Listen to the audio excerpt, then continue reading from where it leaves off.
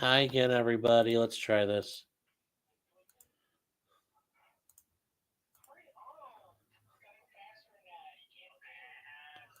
First at 4 and closer to home, more testimony in the murder trial of Dr. William Husel. NBC4's Dan Perlman.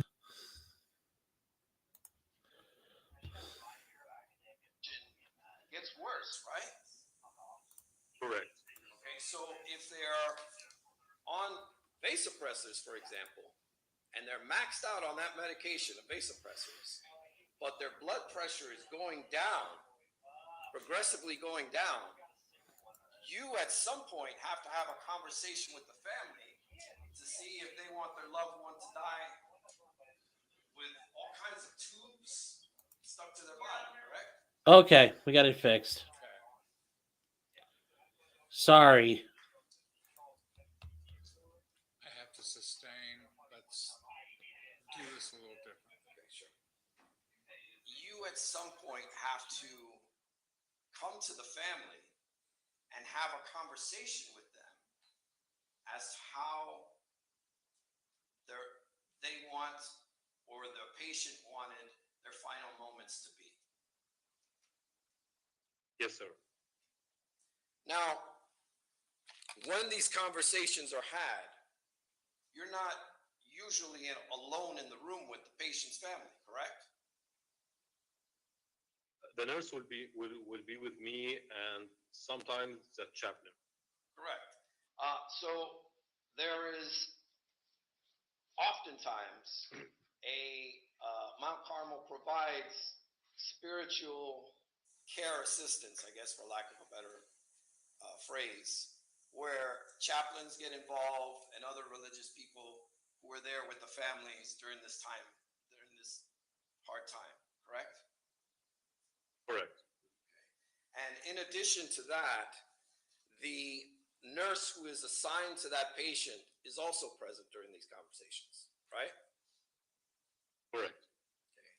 Now, and that is when you have the conversation with them, correct? Correct.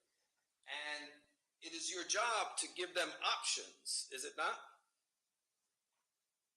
Well, my job is to explain what is going on, what's the plan of care, and why the patient is not responding, and why I'm calling them to come to see the patient right now, because I expect this patient could expire.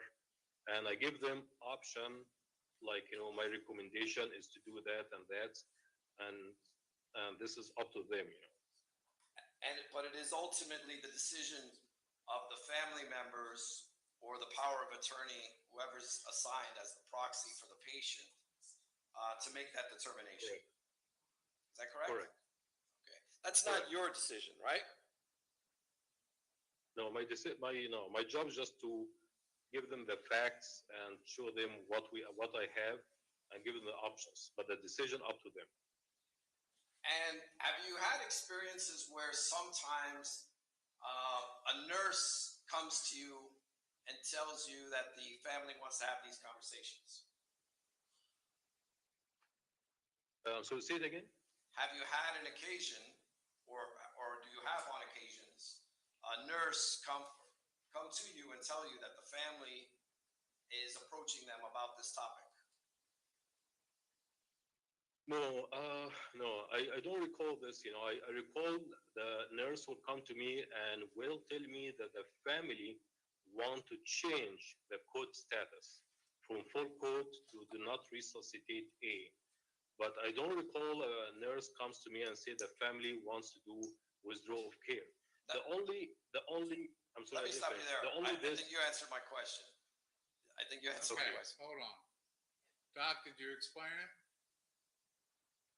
I want to add, that the nurse will, the family will not come to tell me that we are ready to take the withdrawal of care or to take everything off, except there's ongoing discussion on days that the family is already, they are aware that the patient is not doing well, and they are ready right now to withdraw care.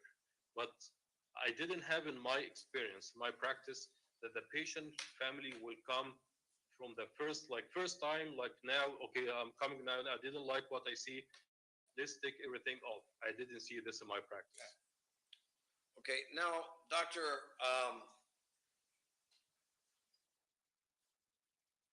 you basically have described that during a palliative extubation, you follow your order set, correct? Do you recall testifying to that? Correct. Okay. Now, so at this point, if you're going to do palliative withdrawal, you basically tell the nurse your order set, and they go and get the medications, and they at that time perform the withdrawal, correct? Well, before this, I will have a discussion with the family, and I will explain what's the process of palliative extubation, what the medication that I'm ordering, what they expect, and the nurse will be with me. Then I will go in and I will put my orders, and I will explain again the process to the nurse. And if she has any problem, she will call me. Then when he passes, she will call me to pronounce it. Let's see. Okay. Yeah, I'm trying to walk through that process. If we could do that one step at a time. So after you explain what you want to the nurse, it is now the nurse who then goes and retrieves the medication, right? Correct. And administers it, right? Correct. And then you're gone, or do you stay in the room? Yes. Okay, you're gone. My office is like 30 seconds from the. I'm in the middle of ICU. My office in the middle of ICU. Okay, so you go to your office, and you are then Yes. called back in to give the time of death. Is that correct? Correct. Okay. Now, I want to go to the policy at Mount Carmel's palliative withdrawal policy that you looked at earlier in direct examination. And I know there were two shown to you. Let's bring up States Exhibit 16A.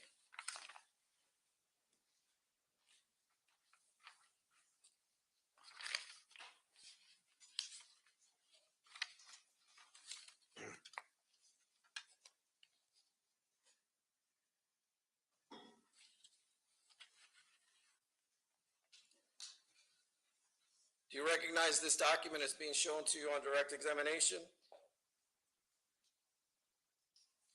Yes, I think I have a record of this. Yeah. Okay. Now, I want to refer you to the implementation of system management medication orders. If we can scroll down to that.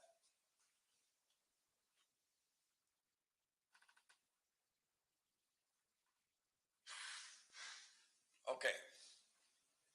Do you see that section there? Yes. Okay. Do you see where it says, number one, discontinue monitors that do not contribute to the patient's comfort, such as ventilator, alarms, cardiac monitors, blood pressure monitors, and pulse oximetry? Yes. Okay. Now that's basically done so that there aren't a bunch of alarms going off as the person is passing away, correct? Yes. Okay. The next symptom management medications will be ordered as medically indicated. Do you see that? Yes. Okay. Now, in the event that someone is suffering in pain, that's what this means, right? After they're extubated and given the medication, if they continue to suffer, that's what this is referring to, right? No, it's not. No, this is before taking the tube, you know. Okay. Yeah, this is before. So Okay. this is what I do. 10 minutes before taking the tube out, I give a dose of morphine, like 6 milligram morphine and 1 or 2 milligram of Versed. Because taking the tube out, the patient rely on this tube and he will have an air hunger, gagging. So I do that, and this is what's indication number 2. Okay. I misspoke. You're correct. Next is on the ventilator will be discontinued, and Yes. then basically the endotracheal tube is removed. Yes. Correct? Okay. And then following that, review patient's response to medications in managing dyspnea and anxiety. Now, for us Correct. lay folks, dyspnea is shortness of breath or their breathing, correct? Dyspnea and anxiety, shortness of breath. Yes. Okay.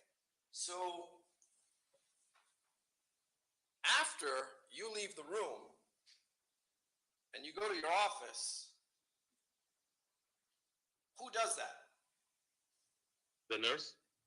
Okay. So the nurse at this point will basically review the patient's response to whatever medications are given, right? No, she will review the patient symptoms. So a patient has like an anxiety or shortness of breath, she will give him the medication that I ordered for him, and she will review and assess the patient response to these medication That's to be sure that his dyspnea and anxiety are alleviated. now while they're doing this, doctor. If there's sorry? an issue that Why? arises, so for example, if either the family or the nurse feels or mentions something about the suffering of the patient, they go and get you, correct? I'm sorry, could you say it again? I didn't understand the question. Say it again. Oh, sure. My question to you, sir, is after the medication is given and you've left the room and gone to your office, it's the nurse's job to see their response to the medications, right? I'm breaking my question down so it makes it simpler and we can move along faster. Okay. Okay? Yeah. It's the nurse's job to Uh-huh. review the symptoms, correct? To the medication, the Yes, response to review it. Okay, Correct. so, and they can do this in a variety of ways. For example, they can visually see the patient, right? Yes. And there are also monitors at the nursing station, are there not? No, at this point, everything will be stopped. Okay, but the monitors to the alarms are turned off for example, the heart rate, right? Oh, yeah. The heart rate, the monitors for heart rate and blood pressure will be still on, but for the ventilator will be off. Yes. Okay. So we're clear. There's a in the nurse's station. After you leave, the patient stays with their family and sometimes the nurse, right? Yeah, the family can stay and the nurse will be there. Yes. Now, the nurse can stay in the room with the family or they can go to the monitoring station, correct? It's a nursing question, really. It's not to me. Okay, but do you understand as a doctor that when you leave your patient, that the nurse is that's going to comply with number 4, they're either going to do so by being present in the room or at the monitoring station, correct? I really don't know. I didn't really attend the nursing parts or the palliative extubation. My part is to see the patient, do everything, put the orders, extubate the patient. Then the nurse will take care of the rest. I don't know if the nurse will stay with the room. I don't want to use the word assume, but could be.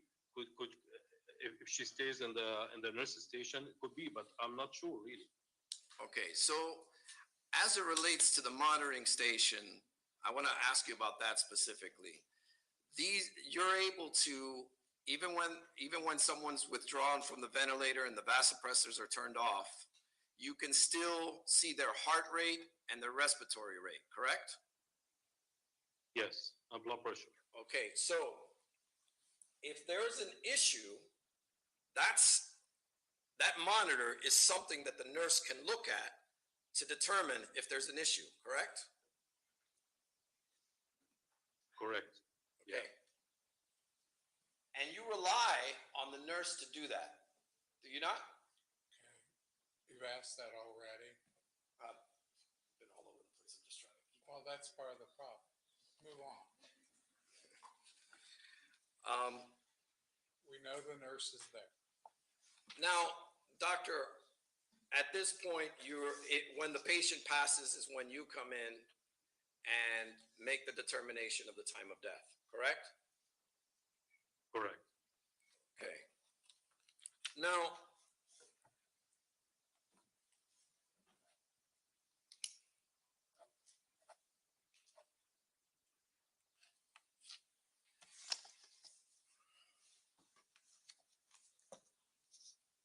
when you give medication during a palliative withdrawal, one of the things you're trying to avoid is respiratory distress, correct? I'm trying to alleviate any air hunger or respiratory distress in these patients. Correct. Okay, I'm going to break it down a little bit, okay? So the other thing that you're trying to address is pain, correct? Correct. Another thing you're trying to address is anxiety, correct? Correct. And that's because death is imminent, correct? Okay, I'm sorry? And that's This is because- imminent, yes. no, stop. We've been through this. This is the first time I've asked this question, Judge. No, you were asking the similar question earlier, and now you've come back to it. About the whole process of what he does when he goes into this process. It was this morning, so you Okay. can make whatever record you want Sure. later. In addition to that, Dr. Hagris, you are also concerned for the patient's family, correct? Correct. You don't want them to see their loved ones suffering in their last moments on earth, correct? Correct. Now, sometimes patients pass away quickly and sometimes they do not, correct? Correct. And this is all patient specific, correct? Yeah, everyone is different, yes. Depending on their condition, correct? Yeah, depending on the condition, age, multiple factors, yes. Now, I'd like to bring you to, you answered some questions under direct examination on a patient by the name of Sandra Castle. Do you recall that? Yes, sir. Okay.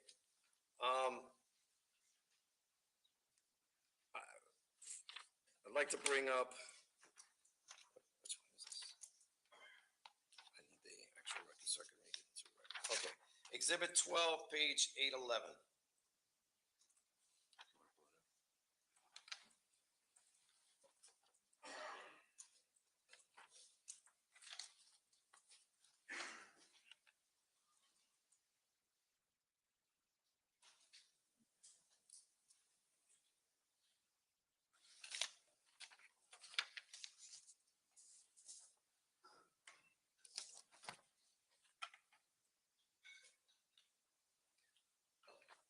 Do you see on the top right-hand corner that we're referencing patient Sandra Castle? Yes, sir. Okay, and the date of this note, if we can scroll down, I'd like to. And before he does his question, Your Honor, I just want to know my instruction for the record, knowing what you're ruling on for these. Just doing the same exact. He's not letting Jose do his job, and I think that's wrong. Heard the question. Quit interfering, Judge. Looking at the nurse's note for November 13, 2018. Do you see that, sir? November 13, yeah. What time is it? 1944? 1941, the one that's entered at that moment. Okay, 1941. Yes, sir. Okay. Do you see the time that this patient was extubated? At 16:42. Yes, Teddy, we're back on track. 42. Yes. Okay, that is 4:42 p.m. in the afternoon? Yes. Okay, before 4:42.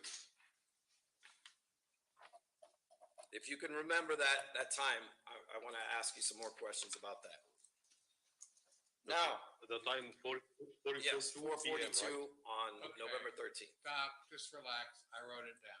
I've got it for you. All right, now if we can bring up Exhibit 12, page 896 to 99.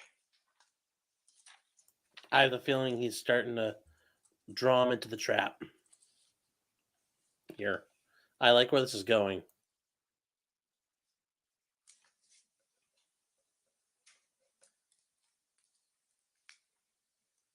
Okay, again, this is Sandra Castle, would you agree? Yes. And we're looking at the medication administration record, right? Yes. And this is basically the medication that was given to this patient, correct? Correct. Okay, and we see at the top of this, in terms of medications, on the same day at 9:38 in the morning, she was given aspirin. Yes. And this was based on an order that you gave, I guess, on November 10th for her to get it at certain times during the day. Is that right? Correct. Okay. And then after that, you have another medication order that was also given. And this is, I'm not going to even try to pronounce that. Why don't you tell us? It's a Lipitor, atorvastatin. It's a cholesterol medicine. Okay. So as we scroll down later on that day, on the 13th,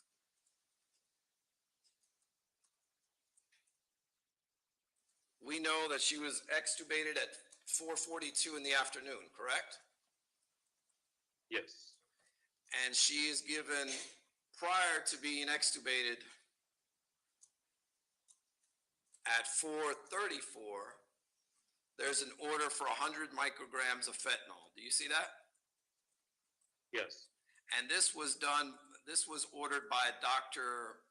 Mand. Do you see that? Yes. And this is still the day shift, correct?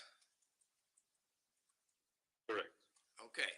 So at just before she's extubated, she's given 100 micrograms of fentanyl. If we can go to the next record.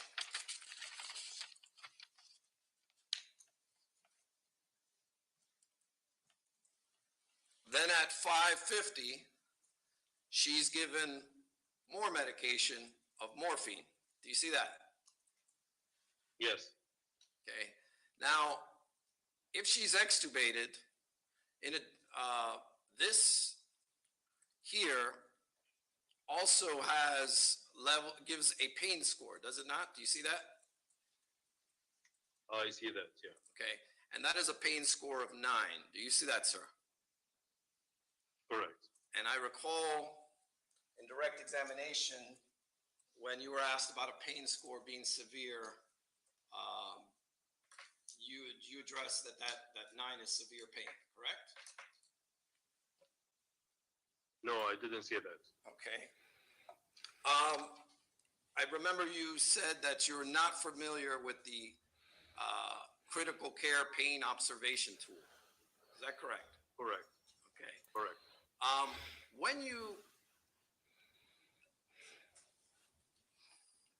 Do you know that this tool only goes up to 8? No, sir. Are I you don't. aware of that? No. Okay. So let me take you through this then. Why doesn't it go to you 11? see that though, the pain score is at 9, correct? Yes. Now, that is about an hour after Ms. Castle's extubated. She's getting morphine. Well, prior she got fentanyl, now she's getting morphine, correct? According to the record, yes. Okay. And according to the record, the nurse noted her pain score at a 9, right? Correct. Now, if in that hour, a patient, now this is just general, not specifically to Ms. Castle, if a patient is suffering pain after being extubated, that's something that's oftentimes the family has to deal with, right? Well, you're asking a hypothetical question, and in these cases, I need to know more about the patient. I'm here as a fact witness to talk about my practice. I didn't see this patient. I didn't. Let me try and clarify the question, sir. When you're doing palliative, when you are performing palliative care, sir, and a patient is experiencing pain on their last moments, that's something that the family has to endure as well, correct? You're aware of that as a doctor, right? That's something you consider? Sir, when I do a palliative extubation, the patient gets medication before I take the tube out. After taking the tube out, the patient will be assessed every 15 minutes, and he will get 6 milligrams of morphine. Lori, it's okay. I'm actually a doctor, so I know all this In my stuff. practice of 10 years in Mount Carmel, I'm sorry, I need to finish my answer. In 10 years, I did not see any concerning from any family regarding my palliative extubation. Doctor, my question, let me get you back to the question if I can. If you have to give more medication, that's after the patient has suffered pain, right? No, sir, because the patient will be assessed every 15 minutes. If the nurse she feels patient did not get to the right score, okay, this means like if I don't know the CPU2, but for example, it's from 0 to 8. A patient was 8 and she gave a medication and he went down from 8 to 4, but still didn't get to 0. So she will call me and I'll give more medication. But okay, that's what I'm trying to get to. That's what I'm trying to get to. Yeah. When the nurse notices that the patient's in pain, they call the doctor and the doctor orders more medication, right? To stop the suffering. Correct. Okay. So Correct. here you see Dr. Mahoney now giving morphine, correct? At 1750, right? Yeah. Yes. Okay. Then 43 minutes later, this patient is given, do you see lorazepam in order for that? Yes, I see it. Yeah. Okay. 2 milligrams. And then that's also ordered by Dr. Mahoney. Correct. The next thing, this is also given simultaneously with more morphine. Do you see that? At 1833. Yes. Do you see that? Yeah. Yes, I see that. Yeah. And what do you see the pain score at now? At 1833. 8. Okay. And what does the record tell you in terms of the reason for the medication?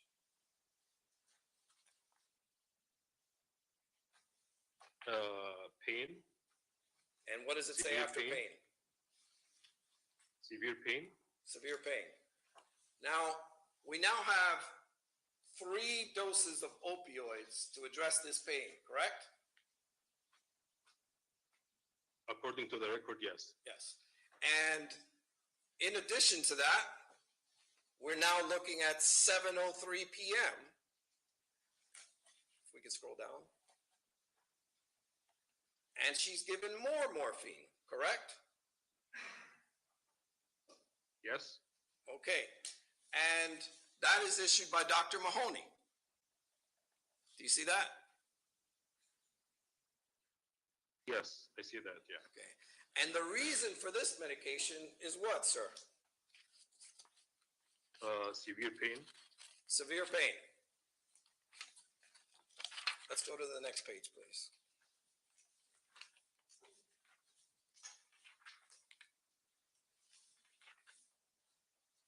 Do you see now we're at 7:18 p.m.?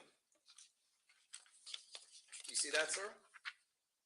Yeah, I can see that, yeah. And that's just 15 minutes after being given the morphine at 19:03, correct? Yes, I'm sorry, Do you want to scroll back up so we can answer that? yeah, I think, no, I think the 1918 is not medication to be given.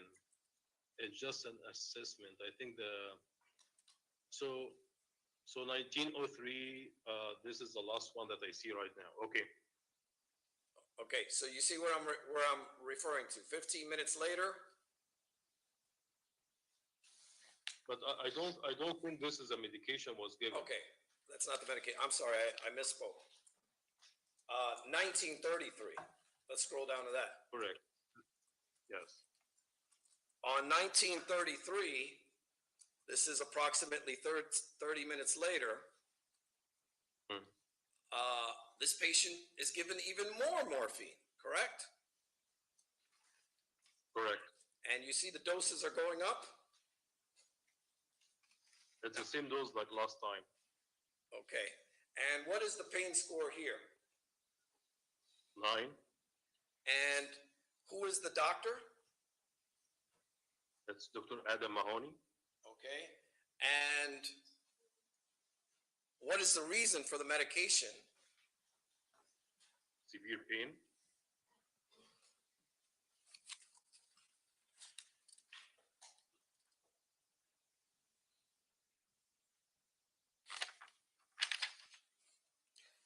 Now, sir, based on what you've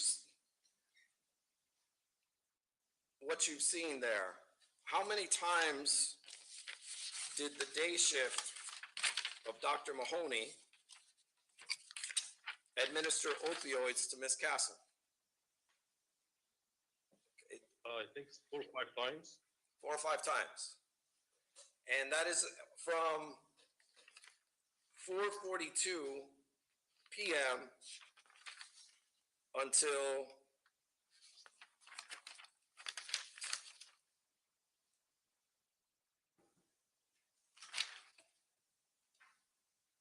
I'm sorry, there's more. Let's scroll down. And let's go to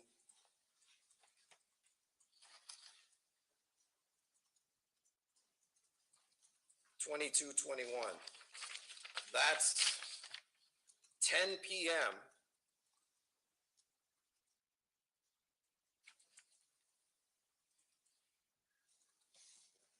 Scroll down.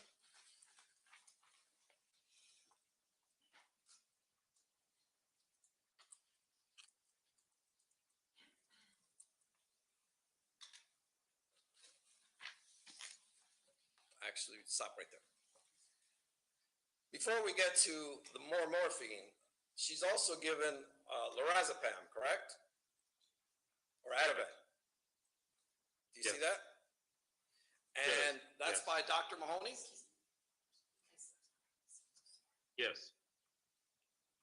Okay, and Dr. Mahoney, the reason for giving the Ativan was for what, sir?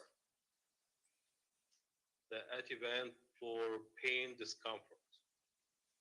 Okay, and then at 22:21, she is now given more morphine, correct? Correct. And the pain score is at 9 again. Yes. And the reason that Dr. Mahoney gave this medication was for what, sir? Severe pain.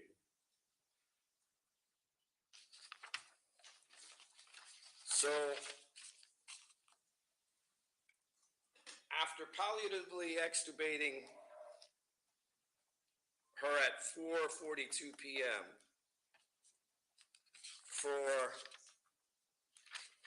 until 10:21 p.m., that's about 5 hours, right? 22. Yeah, it's from 4, yeah, about 5-6 hours. Yeah. She's given opioids 6 times to alleviate her pain and suffering. Is she not? According to these records? Yes.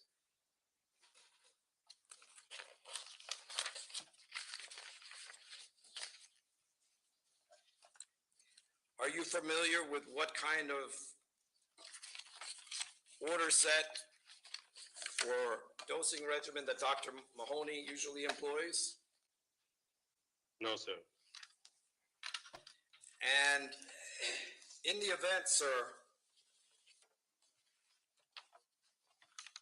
that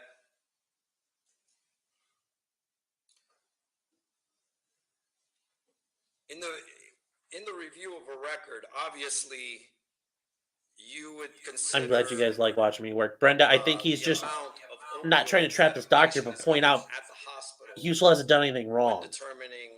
Well, let me strike that. It's a jumbled up question. Tolerance is something you consider when deciding to give opioids to a patient, correct? Correct.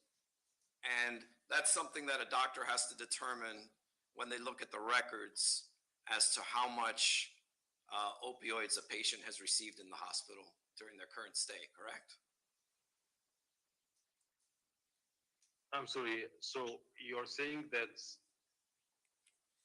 Let me rephrase it. I can see I confused you with the question. I'm wrapping up. Doctor, one of the things that doctors look at are the medical records to make a determination as to how much tolerance a patient has, correct? Yes. And that specifically, that includes opioids, correct? Correct. If I could have just a moment, Judge. I think that might be done.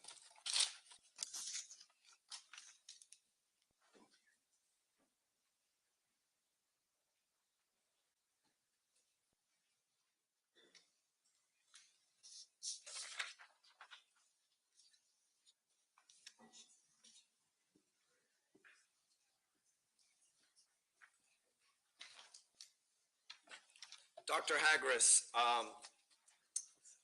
the order sets that we've discussed here today at Mount Carmel at the time of these events in question, they were not mandatory policies, correct? Correct. The decisions made were left up to the discretion of the doctor at bedside, correct? Correct. And that's something that the doctor can only determine, and that's something that the doctor looks at. Well, let me rephrase that. The best person to make that determination is a doctor at bedside, is it not? Yeah, the physician, attending physician, he will look to the order sets and he will see what he likes and what he's comfortable using it. Okay, thank you. Redirect. Thank you, Your Honor. No, I can pull back up.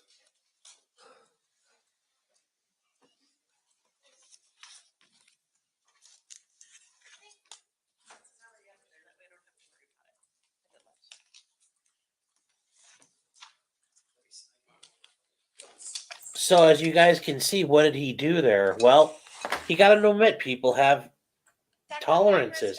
They have, so he's bringing up logical, plausible reasons. We just went over Sandra Castle and the number of times the morphine was given to her after the palliative extubation. Why do you administer that medication so many milligrams? If you guys want to go steal people from Trialstream, I'll take some of them. Well, Just kidding. after palliative Go steal from extubation, Long Crime. Take them all. The goal is to alleviate pain, discomfort, and anxiety and air hunger. So the patient will get morphine and Versed, and he will get it, or she will get it every 15 minutes per nurse assessment. Why don't you just give them a big dose up front? Objection. Okay. Rephrase. Sure. That was a Why good wouldn't you objection. take all that you gave him over the course of those several hours and just administer one large Critter, you dose just use them to get the sub count up. at the very beginning? Well, I was trained using certain doses, and in University of Maryland East Campus, and all these years of my training, I never seen any one of my attending use more than these dosages, and we always had an excellent outcome. For this, when I came to practice, I inherited what I learned, and I found this in our order sets, in Mount Carmel order sets, and I started using that, and I never had any problem, never any bad outcome in palliative extubation. So I didn't see any indication to go beyond these doses in my practice. Is there any risk to the patient by administering a large dose of morphine? Objection, Judge. Sustained. You in your practice, would you see any risk in administering a larger dose of morphine immediately after extubation? Objection, Judge. He's already testified that he has a specific way of practicing that's different. I'll permit the question. You can answer, Dr. Hagris.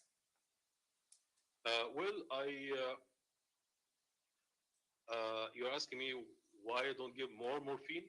Correct. Or why in your practice wouldn't you give more morphine right up front? Objection, Judge. The state. Okay, I understand. Overruled. You can answer, Dr. Hagris. Well, as I said, this is my practice, and this is what I trained, and I found these doses every 15 minutes are enough to control the patient's symptoms. Okay. So I didn't have any indication or need in my practice to go beyond these doses. Okay. Can you go up to where it was the fentanyl order on page 896, please? Thank you. Can I borrow them for a little bit?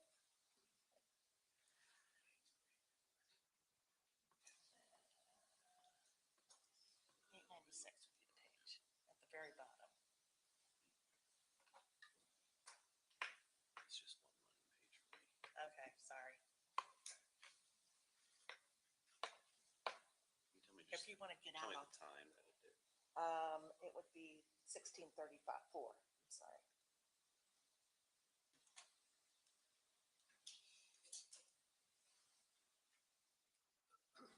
Bear with us, Dr. Hagris. We're getting to the page. No, it's It'll come up. It's on here. It's just- okay. Give it a sec.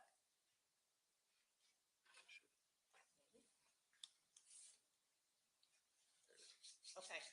And Dr. Hagris, directing your attention to the fentanyl order at the bottom of the page here, how much was given for this palliative extubation? That's 100 mics. Okay, thank you. I can handle it from that here if I need anything. Now, Attorney Baez had mentioned your order sets. Are these your order sets or are they the hospital's order sets, sir? No, the hospital order sets.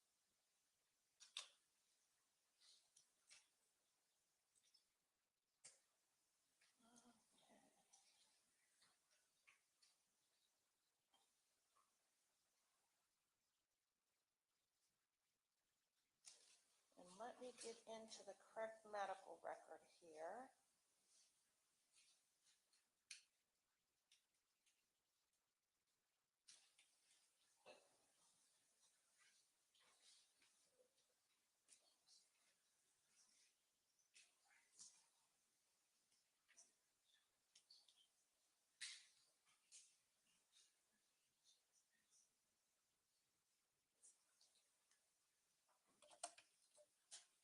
And Dr. Hagris, you had said at one point that unless it's an emergency, you wait for the approval of the pharmacy. Did I hear that correctly, sir? Correct. It's, We've already established that unless he hears from Okay, it, he doesn't know that there's an issue. Well, You can that ask- and, okay. We've already had this testimony. Okay. Let's move on. in your experience, is a palliative withdrawal ever an emergency? No, ma'am.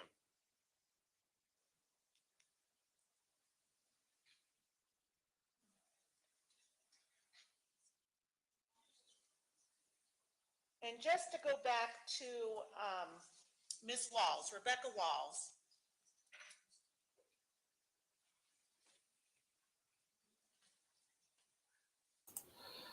It could easily be an emergency. That person's dying and is in a ton of pain. Yeah, hey guys, whatever you feel like doing, I appreciate any help you want to do. Do you remember Mr. Baez showing you this midazolam order? Yes. What's the date and time that that was administered by you, sir, or by the nurse that you ordered? November 16th, 2018 at 4:25 p.m. Shannon, he makes a lot more than Go that. down a few pages. Not that far.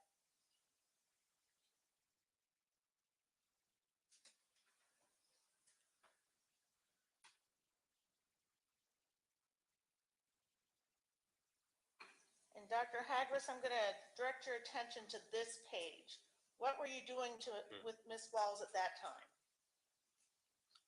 This is intubation assist form by the nurse, and this is where I did intubate the patient. Does it indicate it's an emergency? Objection, Judge. We're talking about intubation versus extubation. Yeah. Okay, hold on. Hold on, Doc. Your Honor, he indicated that he does, if it's an emergency, he doesn't worry about the pharmacy. That was one point that Mr. Baez made on his Okay, cross-examination. next question. So, Dr. Hagris, does this indicate that this intubation was done on an emergency basis? Yes.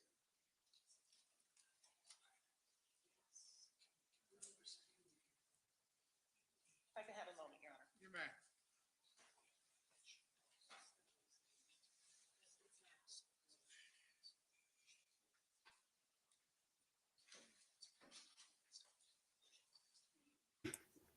Yeah, I don't know where the prosecutor's going with this, because if it's an emergency, you got to get shit done, and if that person's dying and in pain, you got to get shit done.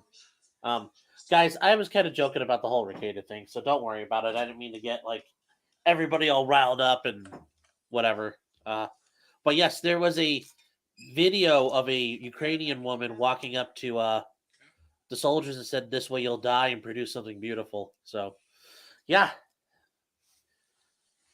May they keep killing Russian soldiers. Oh, okay. Well, I didn't know if you, I don't know. Sometimes I feel like I might not be clear. So, but yeah, go steal all the fucking long crimes people. Fucking, let's take them all. Let's take them for everything they got. I want Dan Abrams to come at me.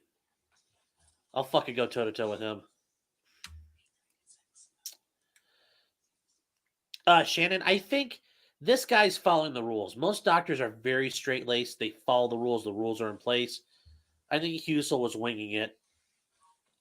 So, oh yeah, tons of sunflowers grow out in Eastern Europe. Well, I thought Critter was going to go steal everybody for me. So yeah. No, he seems very cautious. And that's typical of doctors. My brother's a doctor. I mean, technically, I'm a doctor too. It says it on my degree.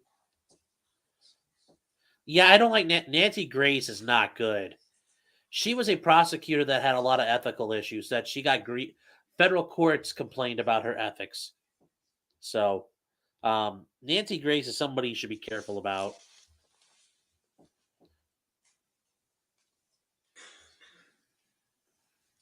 All right. Thank you, sir. I have no further questions. That was a very uneventful redirect. Doctor, thank you. Good luck with your father. Okay. Thanks, sir. Thank you. Thank Okay. you. Have a good day. We're going to take a recess, ladies and gentlemen. Okay, 15 minutes. We'll start back at 25 till. Oh, I know, Critter. I thought you were going to go get him. Okay, David, call him up. Have a great I break, appreciate that, guys. Shannon. So yeah. Oh, I'm sorry. I thought you meant Nancy Grace is better than Dan Abrams. It's like, oof. I guess I'll try to break it to you nicely, but I understand what you're saying. Yes, Solidarność. That's what we need right now. Yes, LNC is long crime. You're not trolling. You're helping people. So yeah, guys, part of good cross is not necessarily blowing up a witness. Now I know, like with the Edgecombe trial, Gage Grosskreutz, in Reeves' trial where that doctor was blowing up the. Well, I'm going to work on that with Rennie. We're working on a game plan for that to keep streaming. I've got some stuff figured out finally, and know what I can do. I've got something I got to do. Okay. I'll ask that question. Uh-oh. In a minute. What do you want, Judge? Sidebar. I just want to make sure you talked about the petition. Okay, you didn't use it. I didn't use it. But remember, 404 is still out there. Okay. Oh, he's warning them. Quite sure what. Be careful. Open your stuff up. Am I being warned? No, I just don't want it to act like I was being misleading. When you go into the document, 404 may come into play.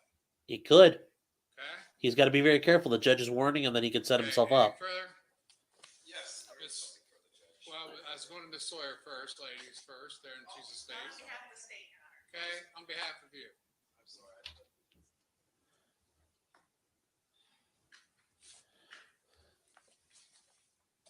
So, God damn, what was I going on before we had this issue?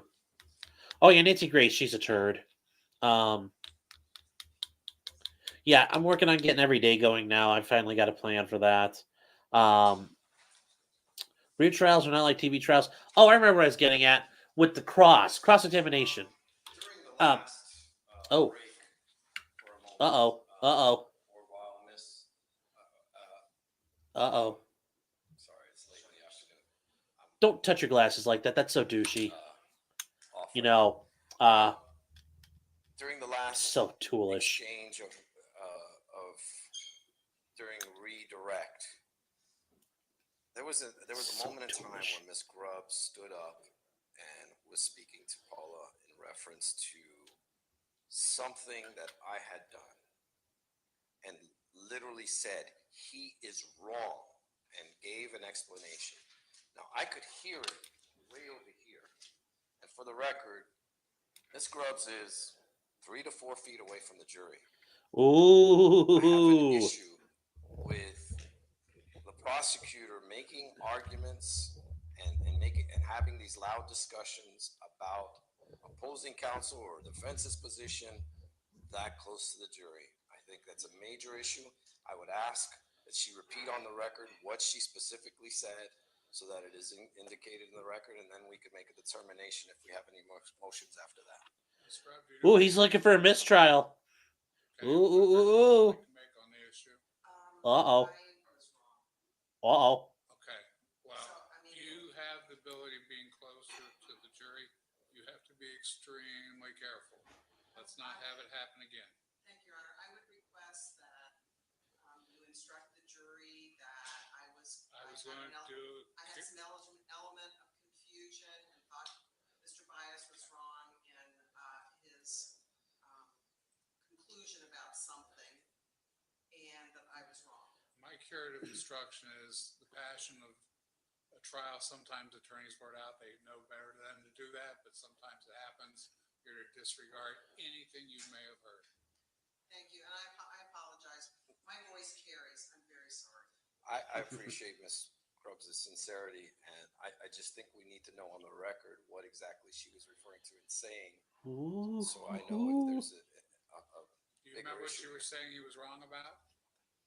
I was confused as far as the time of the extubation of Ms. Castle. Okay. And I thought Mr. Bias was wrong about it, and I was wrong. Okay. So I assume that's a kind of an apology. It is, I'm very sorry. I accept and appreciate the apology. Okay. I was directing it to co-counsel, not to him. I know she was, yes. The problem you've got is it's like the pictures on the table right by the jury box. Okay, you gotta be careful. Okay? So Anything else? Yes, so we could have an instruction upon the return of the jury. I will instruct the jury upon their return about this situation. Thank you, Judge. Okay, that's not strange, Teddy. That happens. Nothing from the defense. Okay. All right, so yeah, so what happened? Apparently, Jose Baez was talking, and the prosecutor sitting at the table said something like, "That's wrong," and she said it loud enough the jury heard it. Oh, God, close your camera. Ooh, don't do that. Close your shit. If I had a good enough quality camera, I could read all those files that's on right there. I might have access to other cases, or you gotta keep that crap closed. Hold on one second. Oh, I'm not in the mix, huh? Okay. Well, I don't think you want to get. I don't want to know. Well, no, we were just talking about turning the microphone. Yeah. Sure. Before you get back, just about, just a quick question for Vanessa. Yeah. After we finish this next witness, Diagnose how it is, knowing that we have that in March, or that we're gonna go to the next. What? What was that again? You fucking asshole. Love you. Love you too. Okay, so Teddy Bear, yeah, here's the negotiations Russia wants to have. Give up and do everything we say. There's no negotiation. But God, they gotta close those laptops. That's dangerous. People can see what's going on out there. I'm not gonna zoom in, Ken. I don't need that kind of shit in my life and that kind of karma rolling around with me. Yes, that was my girlfriend calling me a fucking asshole. But yeah, the thing is, the jury heard that, so the jury might say, "Oh my gosh, she's wrong," and that could affect their views on things. So that I'm exactly an asshole. Thank you. I don't disagree. Um, I'm going to turn off the sound on this for a minute because it is driving me up the wall. Oh, she is very sweet, sweeter than I deserve. Well, you can't trust anything Putin says. You can't trust what the Germans are going to say. I don't think you can trust any of the political players right now. They've all been lying through the lead up about how negotiations have been going. So you can't trust any of them. The only guy I trust right now is Zelensky, and he's busy fighting. So let the Ukrainians handle their business.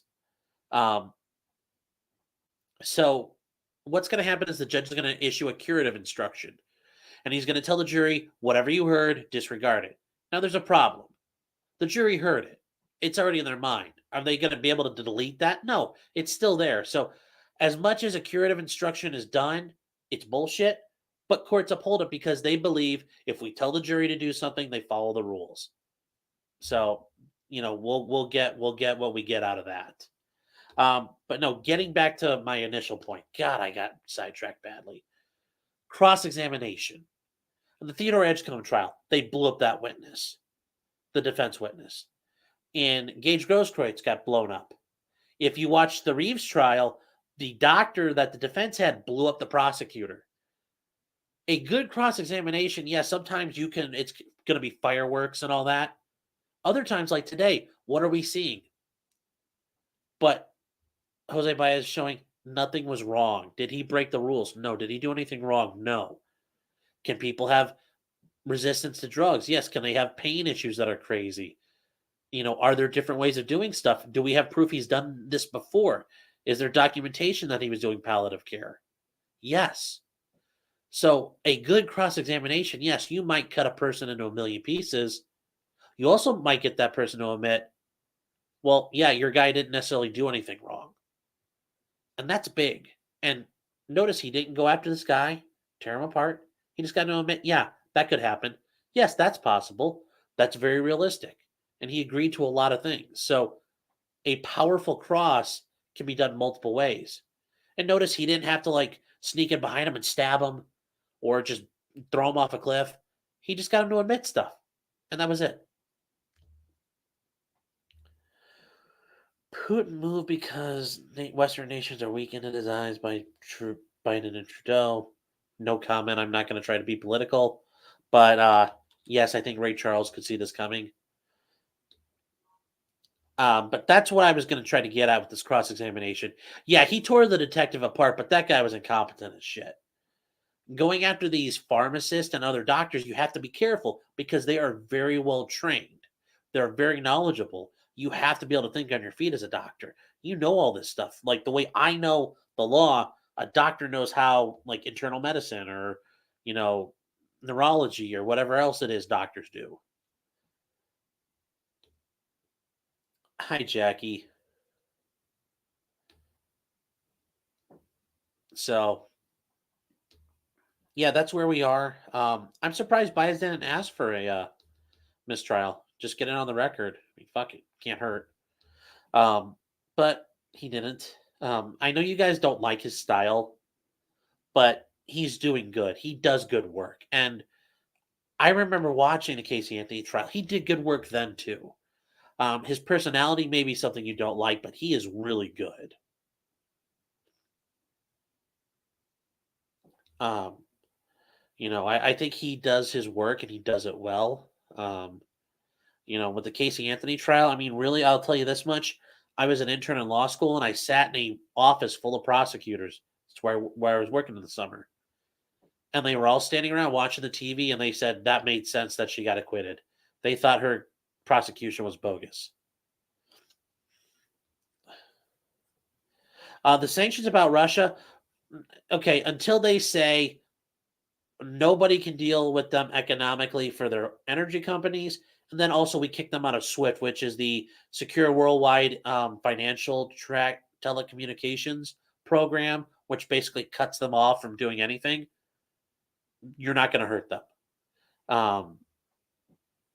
So the sanctions are actually affecting your ability to work with the banks and the businesses those guys run. It's not affecting the energy flow because Russia supplies Europe's energy. And if they shut off the natural gas tap, Europe freezes. You see stuff like in Italy, they lobbied to get their Italian luxury goods off the sanctions list so they can sell Gucci handbags and Maseratis to oligarchs. Oh, actually, the story that came up with the Casey Anthony case was bogus. Sure. But the prosecutor's story was even worse. That, like, you could scoop up a jar of air and slap the lid on it and then test it. That's not scientific. That's like fucking voodoo like a 12-year-old comes up with. And I will just state, like, that whole situation, you have to remember, the police thought Casey's brother may have been the dad of Kaylee originally. That's how fucking weird that family was, that they actually seriously thought there was some,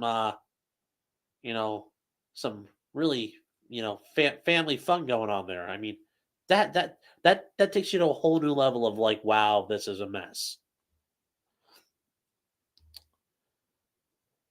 Oh, Teddy, nothing's going to happen at Chernobyl. The plant's been decommissioned. No more energy out of that plant for 20 years. They've been decommissioning it forever. It's safe. It's safe. There's not a whole lot that's going to happen there. Everything's going to be fine. The reason why the Russians took it over is because that's a spot the Ukrainians will not attack, and that's a very intelligent decision. It's like setting up a base inside a church. You're not going to blow up the church. You're also not going to blow up a nuclear waste site. So it's going to be fine. Nothing's going to happen there. But yeah, once again, I'd say Casey Anthony's case is another example of the state not sticking their landing. They jump up in the air and they do all these twists and turns and then it fell on their face. You have to stick the landing. It doesn't matter what you show if you don't clear the bar.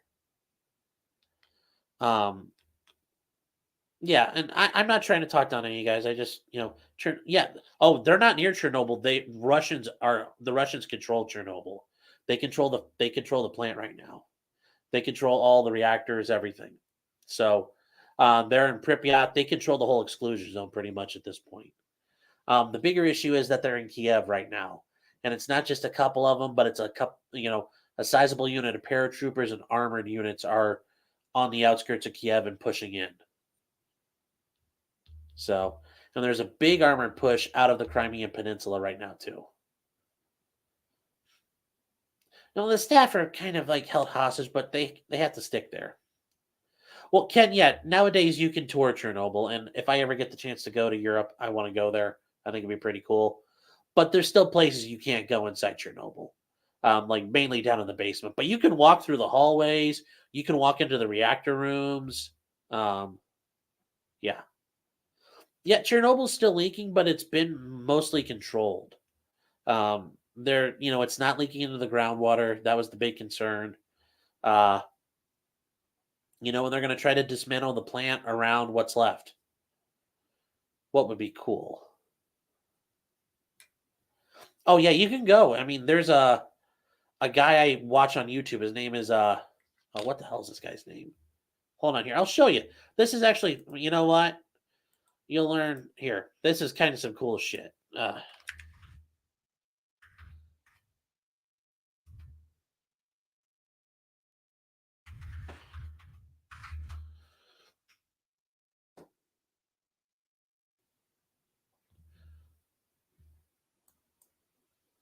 All right, this is a guy I follow. He does like free running and stuff, all kinds of different things. Here, it's very interesting what he does. So, let's see here. He literally backpacked and snuck through the entire exclusion zone and ran in. And this guy does all kinds of crazy, crazy, crazy stuff. Like he's literally running around Chernobyl and Pripyat. Like he's looking around, like he snuck around everywhere. This guy does all kinds of neat stuff. He'll train surf across Europe on freight trains. Almost accidentally went to Russia once and had to jump off the train. He gets caught every once in a while, but yeah, you can go there. It's safe. It's relatively safe as long as you don't go, start eating crap off the ground or go find the firefighters' equipment. Yeah, but like he goes to the carousel, in the theme park, and there's if you play Call of Duty, you recognize some of these places. And then eventually he goes to the, he's at the carousel, and then the real cool thing he does is the Duga 1 radar site, which is one of the largest over-the-horizon radars in the world that's decommissioned. But he climbed up a missile detection radar out in the middle of Ukraine. Pretty cool shit. I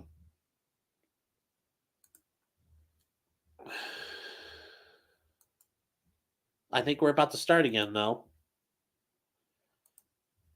Hey, you know what? He might be an idiot, but he's pretty cool to watch. I live vicariously through him.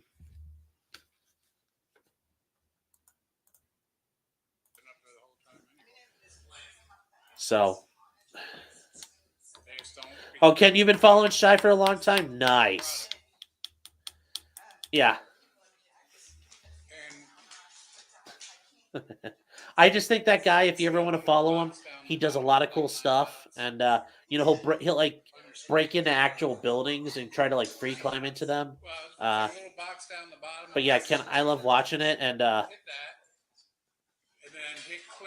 yeah, Joe, that guy, when he does his stuff, the bottoms of my feet sweat just sitting here watching him. No, not the X. But yeah, he does all kinds of cool stuff. He breaks into like old Cold War bunkers and finds them, and he'll free climb across stuff. There's that yellow up there. Someone So touched the it's pretty screen, neat. and it just kind of looks disgusting. So yeah, here we go. More stuff. Let's see what happens. He's going to instruct the jury once they get in and sit down, and then we're going to go right back into cross. Well, actually, no, we'll go right into the next witness.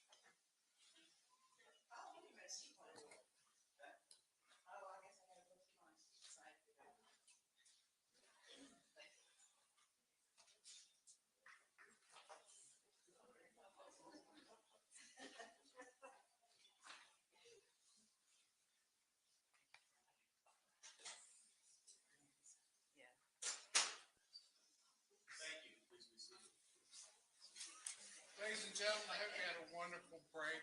I need to do a couple things. First, I passed one of you going down the hallway, and I looked like I was mad. Okay? It had nothing to do with this room. Okay? I love to cook and bake. I was told I was wrong about a recipe. And I took it real personal. And the person who accused me of being wrong was very wrong. So, that was the first thing. The second thing is trials are very passionate things, and sometimes things blurt out from the tables. We had an incident during the last witness, okay? You're to disregard anything you hear there. It's like what you think I may be thinking, you're to disregard that too, okay? You guys are the sole determination of what the facts are, and you don't need anything intrinsic about it. Is that understood? So if someone blurted out something from the table, disregard it, okay? Mr. Nash, are you ready? I am, Your Honor. Doctor, you're still under oath. I'm gonna lead just a little bit so we can. Doctor, what? Okay. You can lead anyway, can't you? Well, okay. See? It's okay. At least you I guess didn't maybe correct it's me more- about hummingbird cake. It's more afternoon. Okay. Good afternoon. Good afternoon. I want to kind of circle back, and there's been this gap in time, so want to set the stage a little bit.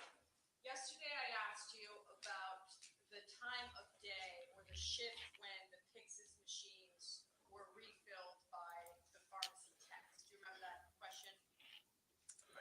Don't remember that question specifically now. Let me ask you that now. What shift or time of day generally were the Pyxis machines refilled? There's two shifts, days and evenings, that they're refilled on.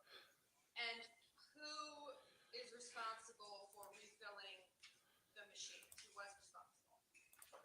It's the technician responsible that's assigned that task for that day. And so machines are filled. This is most of Dr. the Randall day. Miles. He's a pharmacist. That's correct. Was that true of the Pyxis They made room for the guy on machines? TV to testify, and they came back to him. Yes. You guys can't hear now? Oh, Jesus. All right. That a machine needed to be refilled. There's a printout report for controlled substances. For non-controlled substances, it would automatically Can you guys hear better? deposit that information into our carousel, and then it would pull based upon a workload. out of She's that. not very loud. Can you hear the other guy? And the technician would take it up to the floor and put it in the Pyxis machine. So there's a separate printout for controlled substances? Correct. That's not integrated into the system. Because controlled substances are different from other types of medication, right? She wanders. I do that a lot when I'm in court. Do you agree with me that there's more rules and regulations with respect to controlled substances? Yes. And why is that? There's more oversight. They're controlled substances for a reason because they have risk of being used inappropriately. Which is why any possibility of diversion within a hospital is a pretty serious issue, correct? Yes. Stealing controlled substances, if employees were doing that, that could be a real issue for the hospital. Stealing of any medication is an important thing. But particularly controlled substances, right? Yes. And fentanyl, Versed, and Dilaudid, just for examples, those are all controlled substances. Yes. So there's a printout of the controlled substances that have been dispensed from the Pyxis machine on a daily basis? No, that's a refill summary. So things that have gone below the par level that need to be refilled would be notified on that report, and then it would be pulled from that report. What happens if I hit in an order, I being a doctor, I place an order and that medication isn't in the machine? It's absent and hasn't been refilled yet. So are you asking if something was normally stocked in the machine and it's stocked out, or are you asking if it's not stocked in the machine at all? If it's stocked out and I ordered the med, what happens? The pharmacist would verify the medication. The nurse would get a notification on the Pyxis when they try to vend it that it's below the amount needed. And there would probably be some communication, right? Like maybe the pharmacist would call up or the nurse would call down. Typically, the nurse would notify us, but we work ahead to try not to have that happen. That's a customer service opportunity. And I ask these questions because I just want to go through the number of people that would know when, let's say, 1,000 micrograms is ordered and taken from a Pyxis.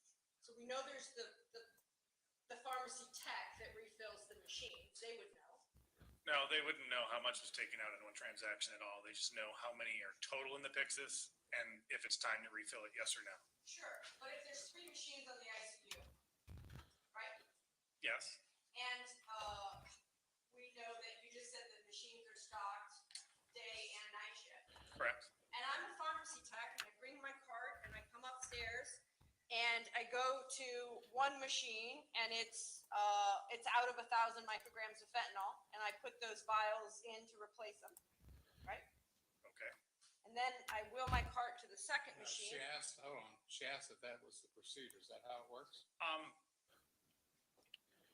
It's different than she's describing it, but How would he know if he's the pharmacist? the technician would do He's not the nurse. look at the report. It would be checked by the pharmacist. They would bring up whatever number of it is, and it's based on vials. So there's also multiple patients in that area. So if you think that one Pyxis might service 10 to 12 patients, all of them could be on a ventilator. So it may be a wide variety of needs. So they could easily refill 10 vials. I understand that, but you just told this juror that the machines are stocked day and night shift. Yeah, 2 separate instances. And as the manager of the pharmacy, then tell the jurors how much fentanyl was kept in any one Pyxis machine at any time on the ICU. I can't recall that. You don't know that.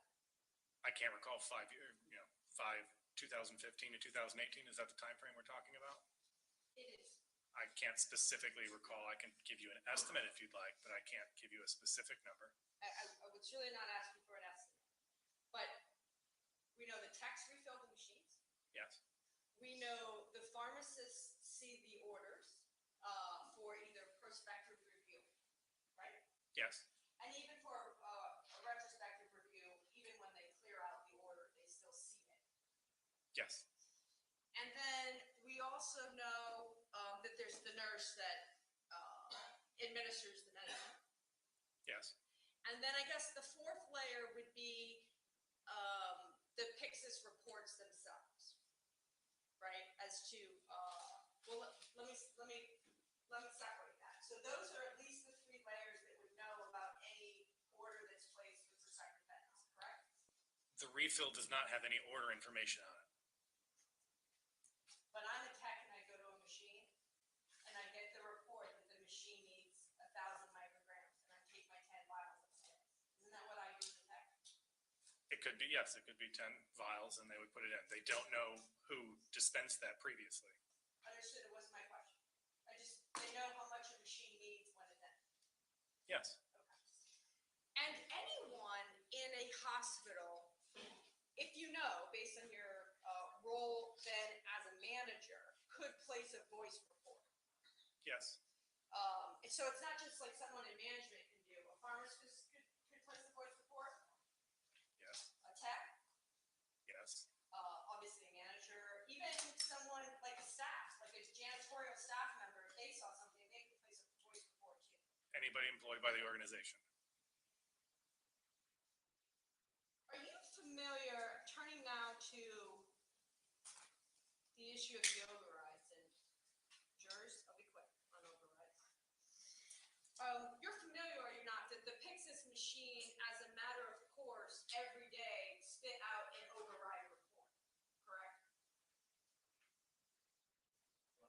I'm sorry, not the Pyxis machine, but there were override reports generated every single day within the pharmacy. At that time, Yes. I do not recall that. If that was the case, if override reports were generated daily, would you then know if your pharmacists were reviewing them or not? Probably, but I don't recall them. So you're asking me something that I don't recall. And what would I do about something I don't recall? Did you ever, as the manager, I know you told the jury that you kind of worked from 7 a.m. to 5 p.m. Did you ever just pop in on the night shift just to see how things were going? I basically saw them most mornings when I came in. But between 5 p.m. and 7 a.m., that's a 12-hour window? Do you agree with me on that? Sure, it's a little more. Yeah, it's a little bit more than that. 14. Well, I'm a lawyer, not a mathematician. 14 hours. There's 14 hours, right, between when you leave and when you come. Yes. And a lot can happen in a hospital in 14 hours. Do you agree with me? I do. And even though you were just generally at the hospital, I think your testimony was from 7 to 5 during the week, did you consider yourself to be accessible during the hours when you weren't there? Yes. So let's just say I'm Callan Schroyer, and this issue came up at 3 a.m. in the morning. Is it your personal belief that if there was an emergency, Callan had an emergency, and he called you at 3 a.m., you would have been responsible? If I woke up to the phone call, sure.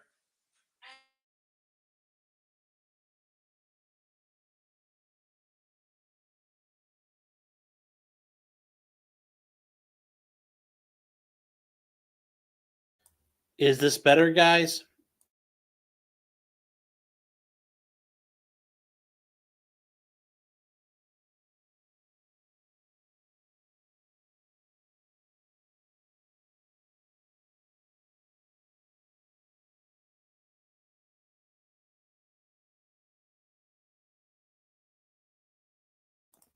Guys, can you hear it? Okay, let me know.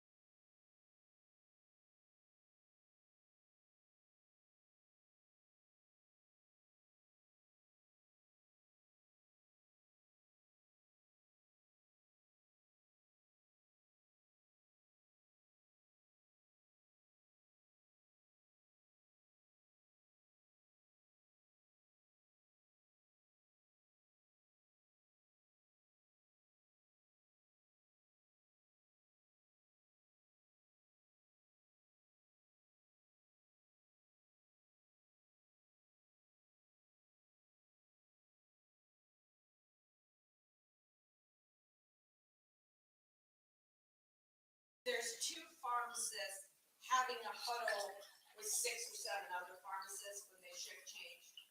Approximately. And then another 2 days a week, we've got 2 pharmacists talking to maybe a handful of pharmacists. Yes. And Better. some days you attended those huddles. Yes. Yet at no time in 2000, let me back up. And certainly if you have been in a huddle with your pharmacist, Ah, I heard anyone raise any concern in a huddle that there had been orders that had come through that were hastening the death, you would have done something about that. Yes. You would have issued a voice report. I would expect that person that's reporting it to issue the voice report, but if not, I would. Yes. You would have, like you did with Talon, you would have told Talon to issue the voice report, and if that didn't happen, you went to Katie in this one instance, right? In the first instance, yes. But in all those huddles, so we looked to 2015, no voice report from you that in a morning huddle, it was reported there's medication that might be hastening the death. Did not place any other voice report. the first incident I was aware of was in October, October of, 2018. and the huddles were happening in 16? I can't tell you the exact date that they started. It was sometime before that, though. Let me get my.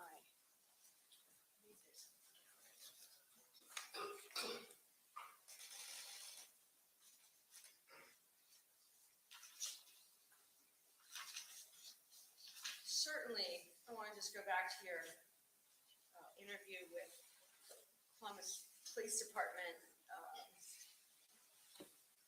You're talking specifically about the year 2017, and that's when you indicated that there were these morning huddles with the pharmacists, correct? I don't remember the specific date I stated. Did you create the huddle as a policy within pharmacy to do, or is that something pharmacists just naturally came to, if you know? No, that came from our leadership team above myself. So it was actually a directive that they were to huddle when they were transferring their shifts. Yes. And as the manager, if you know, what would be the value of having a huddle when pharmacists were transferring from shift to shift? Information sharing. We've had a lot of shortages and other things during those times. So things were changing with those quite frequently. So it was an opportunity to get everybody on the same playing field.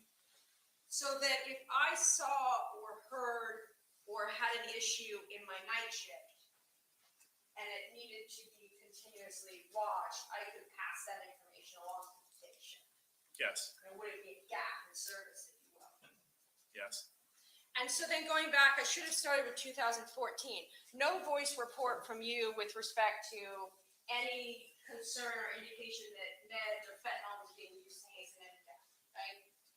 As I said before, 2018 in October was the first instance. So we can assume the same is true for 15 and 16 and 17. Correct.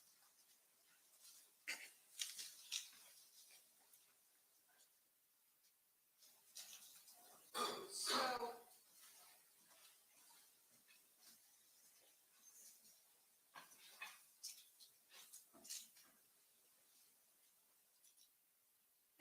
on redirect, the state's going to ask you some questions and I'll follow up. But until now, I just want to go back to this controlled substances line of question. Forgot a few questions. Controlled substances, lots of heightened rules and regulations with respect to those types of medications. I don't know what you quantify lots with, but yes, there's more scrutiny around that. Let's talk about regulations on something like fentanyl versus regulations on something like acetaminophen. Different, right? Yes. And the reason, as your job as a manager, I remember you saying that safety is one of the critical functions of your job, right? Yes. And you're a fixer. Remember you talking about that too, right? Things were broken and you fixed them. Well, I facilitated the operation working smoothly. So if equipment was broken, yes, I would facilitate getting it fixed. And would you also agree that the operation overall under your supervision was the pharmacy as a whole? You can infer that. And if controlled substances aren't being properly regulated, you would Object. It's a conclusory. He's never testified that. Okay, overruled. rules and regulations with respect to controlled substances, right? If they aren't being followed, a hospital could suffer certain consequences as a result of not following the governmental rules and regulations with respect to controlled substances, correct? Correct. You could lose your funding, your Medicaid funding, Yes. you could lose your Medicare funding. Yes. Anything else? Yes. There could potentially be criminal charges. I don't know Okay. about that. No. Let's move on. Okay, so then I'll circle back to my line of questioning about communication. We know about how the communication was within the pharmacy. And I think when I asked you how many times in the course of your career as a pharmacist that reviewed orders, did you call upstairs? And I think your testimony was maybe that. Probably. So we know back to that your communication up is also good. Yeah, well, you said communication with physicians, if I remember correctly, and I said I was on the floor, so it's a little easier to have a conversation with them, but yes, Did you ever work not on the floor, just Sure. in the pharmacy level on one? definitely. And any issues, you could just call and say, hey, what's this order for, and get some clarification? I could try to, yes. You would agree with me, though, that in all these 2014, 2015, 2017, and finally even in 18, you as the pharmacy manager never picked up the phone and called Dr. Husel.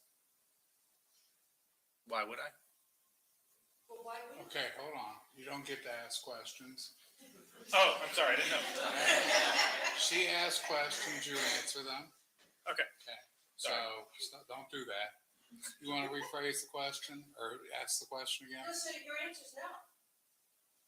Correct. I did not So review orders for him. when you got this call, not a call, when Talon told you while you were getting coffee that there was a call he got from a nurse, right? And you had that information and you took it up to Katie. You never reached out at any point to get any clarification from Dr. Husel regarding that. Correct. And at no point in time, in fact, ever, up to today, have you ever, in your capacity as manager of the pharmacy or a pharmacist, Object. Relevancy. Wow, it was asked yesterday. No, I never asked if you called Dr. Husel yesterday. I think you did, but, okay. You got that question in You already. never called him. That's asked and answered. We already got there. We're past that. Your next question, she's objecting to. Okay, so.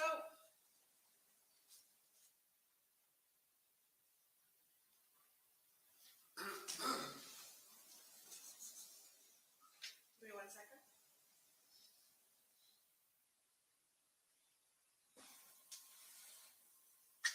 But I'm just gonna end with voice reports. Tell us where you go. Because I think there's one voice report that we have from you. Where do you physically go to enter in the voice report? Any computer terminal in the health system? And that's why I asked that question. It could literally be any terminal within that whole hospital, am I correct? Yes. Do you have any estimate? Well, let me ask this. During this relevant time frame, were you generally familiar with the ICU? Not terribly. Okay. I mean, what do you mean by generally? Sorry, I can't ask a question. No, as the manager of the pharmacy of Mount Carmel West, did you ever walk up to the ICU?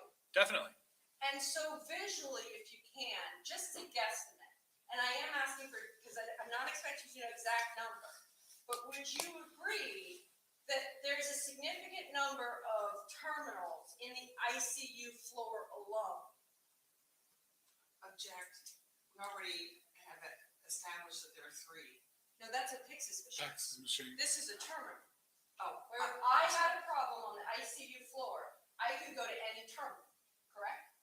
Correct. If I saw something that was wrong, I'm just curious how many terminals would be available to me if I'm on the ICU floor? More than 20. Nothing further. Redirect. Thank you, Your Honor.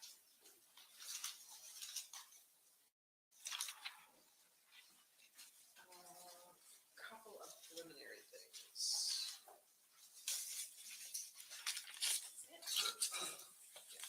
And one of these, Diane. Remember. I don't think, I just will stipulate to authenticity when you move them. I don't think you need to ask them about it. Okay, all right. Just remind me, Okay. don't have a problem. Good afternoon. How are Hello. you today? Just a couple things. First of all, are pharmacists trained to diagnose patients? No. Are pharmacists trained to determine cause of death? No. Yesterday, there was some discussion Your about, Honor, sorry, I think we agreed to talk about the settlement, this one document. No, I'm, Okay, no, I she's still going like to something different. redirect. Hold on, my courtroom. Oh, my bad. Okay, hold on, no. You're right on what you said, but that she still gets a redirect. And then we can determine the rest of that issue. The flow is totally off. Or- I know, well, we've interrupted it, what, a chunk of time? I'm not gonna do math in front of y'all. Okay, but, I've been lost this afternoon, so. okay, Okay, so, yesterday there was some discussion about, cocaine and marijuana. What class of drugs are they? Those are Schedule I drugs. Okay, are those opioids? No.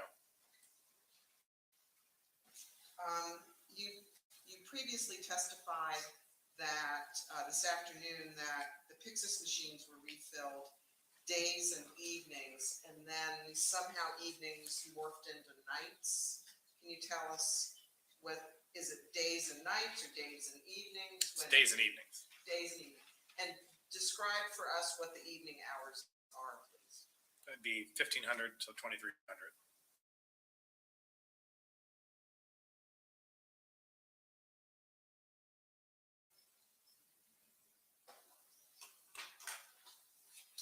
Okay, I'm going to present to you,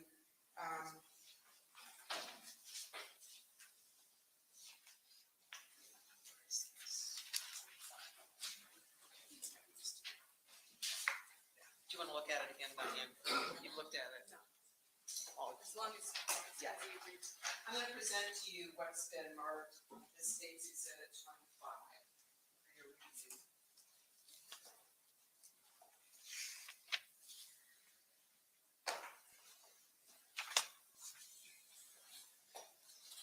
is this what our discussion was about earlier? Yes, Your Honor. Okay. Since I don't see it.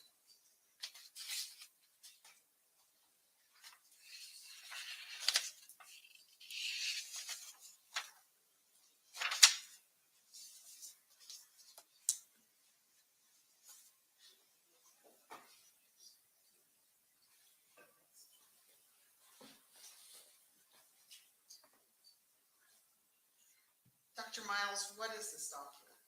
It's a settlement with the Ohio Board of Pharmacy. Okay. And do you know why this document came to pass? Yes. Can you tell the jury why? From the events that happened from 2015 to 2018 in Mount Okay. Carmel West. And it's a case number, there's a case number on here, correct? If you could refresh me, but I'm Okay. confident there probably is one. All right. May I Any objection? publish? yes, you may. And just before I publish, did you sign this document? I did. Okay.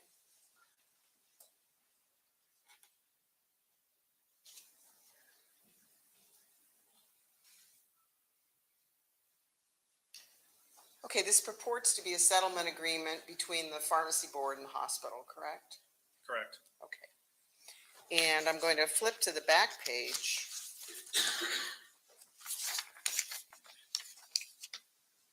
And there appears to be signatures there. Who all signed this document? Dr. Nicholas Creed-Solis, our Chief Clinical Officer, myself, an attorney, and then the Board of Pharmacy folks. Okay.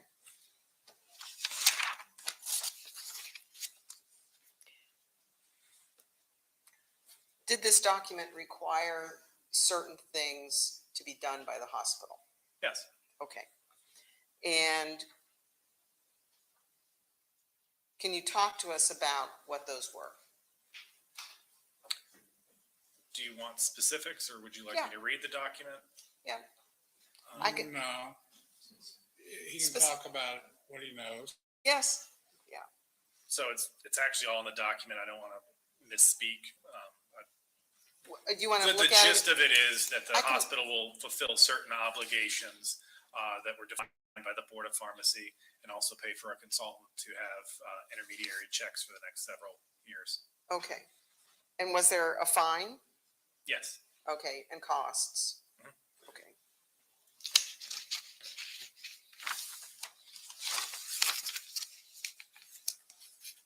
So there are terms listed. And those are contained on 5 pages or 6 pages.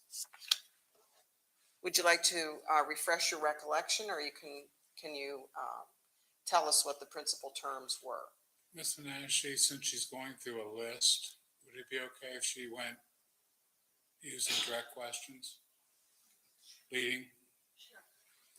This is interesting. If you've ever wanted to notice how settlements go with Did you state pay, licensing did the boards, this hospital pay happens. investigative costs? Yes. $400,000. Ooh. $400,000 fine. And there's some licensure requirements in order to maintain the license. Yes, there's Were some there certain requirements. things that had to be done? Yes. Okay. They were under increased reporting and Were scrutiny there from the state. requirements as far as possible patient harm? Yes. Okay, and are those listed here under, on page 3, under 5A? Wow, they have to report every little mess up regardless. And that involves certain things that have to be done if patient harm is in question, correct? That's the review for that, but yes. Yeah. Okay.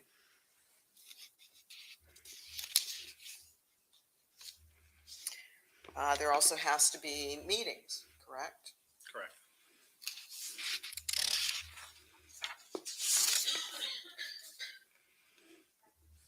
For the hospital, really, it's not that much money.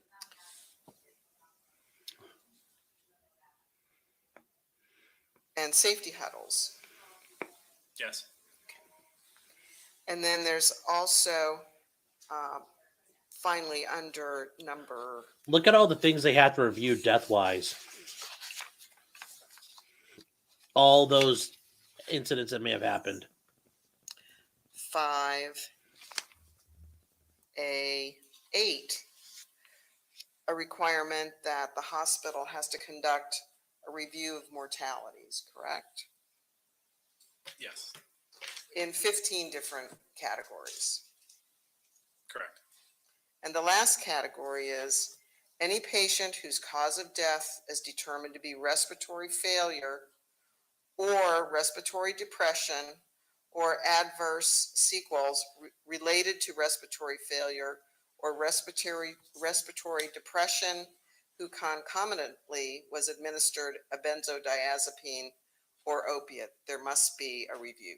Is that correct? That's correct.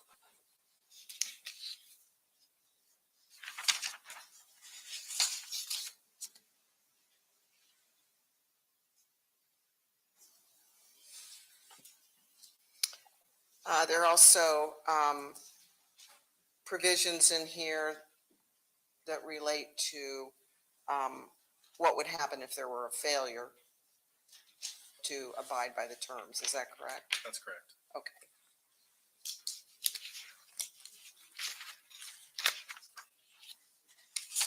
And then there's a lot of other verbiage in here that I'm sure Ms. Menashe may ask you about, but I'm not going to, so.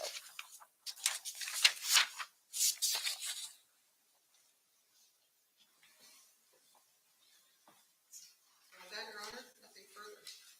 Ms. Menashe, on the exhibit. Yes, I just need,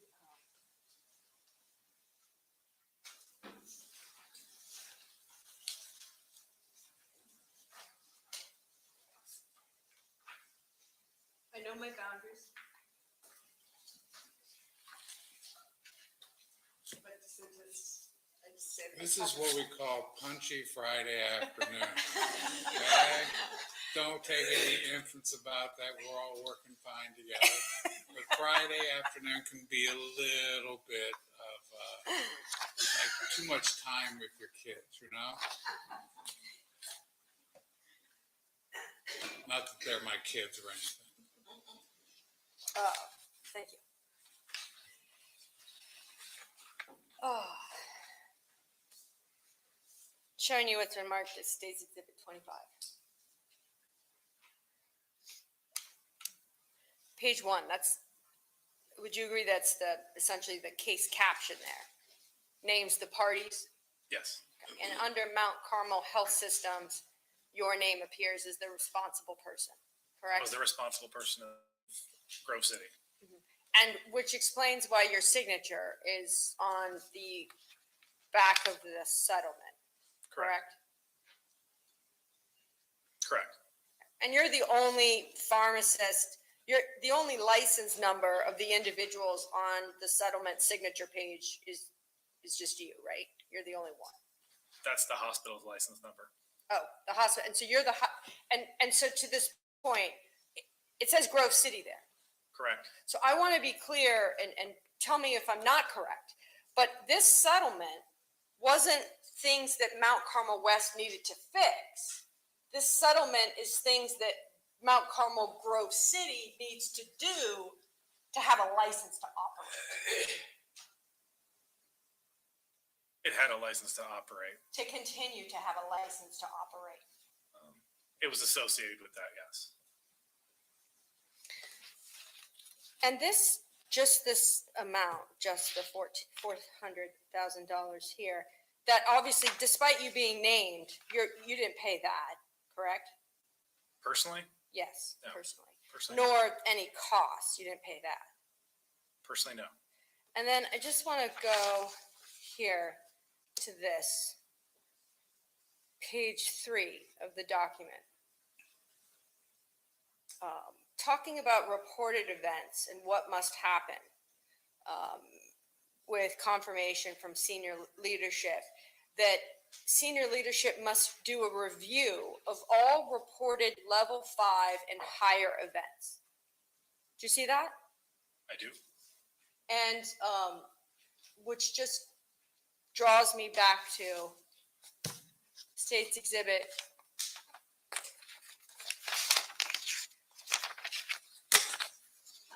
22A, reported as a level 4 event. Correct? Yes. Determined as an actual severity of a level 4. Correct? Correct. And I understand my boundaries, but just so we're clear, the levels escalate. So 5 is higher than a 4. That's correct. And then if I could, State's Exhibit 22B, with respect to Rebecca Walls, you entered that as a 0, and actual security level was determined to be a 4, correct? Yes. And then lastly, with respect to Melissa Penix, that voice report was entered as a Declare the exhibit number, please. State's Exhibit 22C. That voice report was entered as an exhibit, or I'm sorry, as a 4 level of severity, Yes. and actual level of severity was determined to be 4. Yes. Nothing further. You may step down. I was approached by one of your associates, Mr. Zion, saying depending upon the hour, do you have another witness? We do have another witness, Your Honor. Under normal circumstances, I'd say let's put her on and we can rock and roll. Well, this is my worry, okay? Monday, we've got the one doctor coming in that can be here for a day. That's right. So we have to take him, That's right. okay? He may carry over into the next day, and then I thought you had another commitment on a doctor after that. I'll answer that in a minute. We're doing flow charts at this point, Judge. We have so many commitments on doctors. The witness that's going to be called, is it a fact witness or an opinion witness? It's a fact witness, Your Honor. It's Katie Barja is the next witness in our order, the author of those, of some of those reports that we just saw. She's going to be longer than an hour and 20 minutes. We can, yes, but then on Monday morning, we were asking that we just, Okay. if we don't get done with it, we're asking we go to the other doctor. I'm going to turn to you guys. I'm not going to listen to them anymore. Okay? We can put on a witness and go till 5. Okay? With the idea we're hoping to get this done in time, like we were told you were told. Okay? Or I can send you home for the weekend. You guys want a quick break to talk about it? Yes. Okay, let's take 10 minutes. David?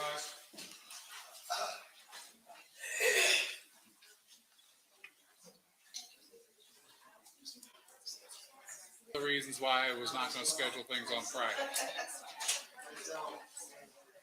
I'm just stopping.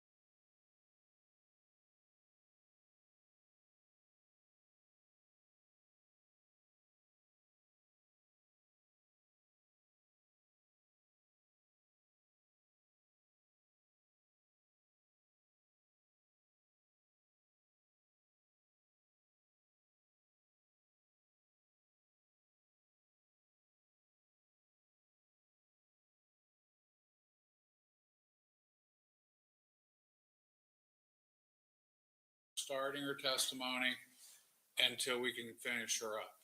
And I have too many variables.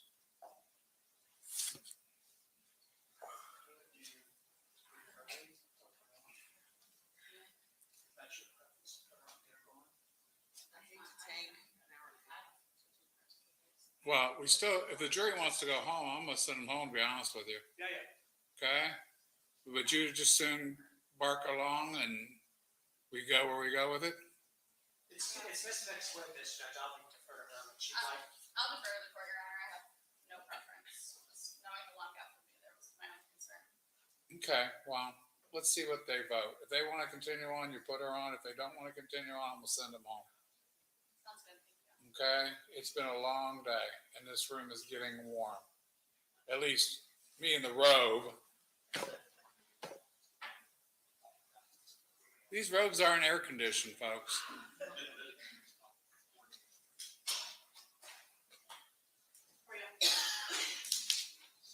You remember the days of the old courthouse? They were off. Not the one across the street, the one was on across the street they destroyed back in the 70s. Oh, that was before me. That was before you. The building had no air conditioning, so literally during the summers it would shut down. Now, I never practiced there, but I'd been there as a kid on like tours and stuff. My husband worked in there. Yeah. Yeah, he was Craig Wright's bailiff. And he was in there. And you still married him? Wow. Yeah. Okay. So you reformed him. Yeah. Judge Wright was an interesting character. I was just a pup when he was on ours before he went to the Supreme Court. Yeah. They want to stay? Okay. You guys ready? We need our court reporter back. I'm never gonna show up bald. My hair will stay probably. It's a family trait. It's just gray. We're gonna go to 5.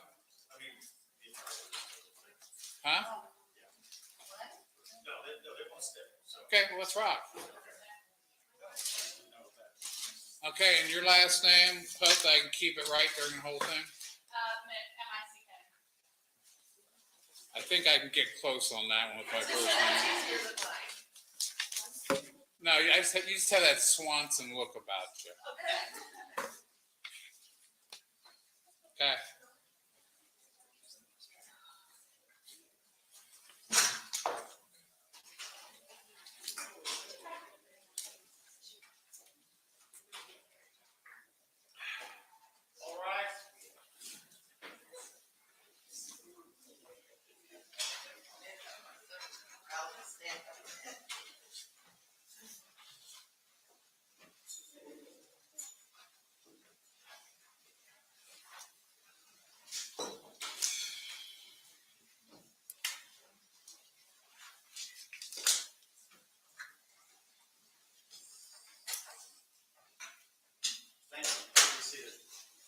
Miss Mick, call your next witness. The state would call Katie Barja.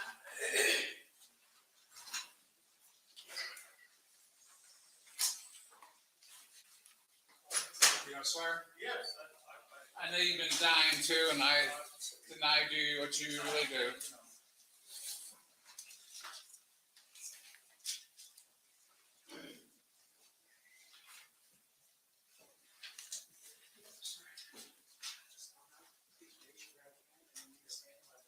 The gentleman there's gonna swear you in.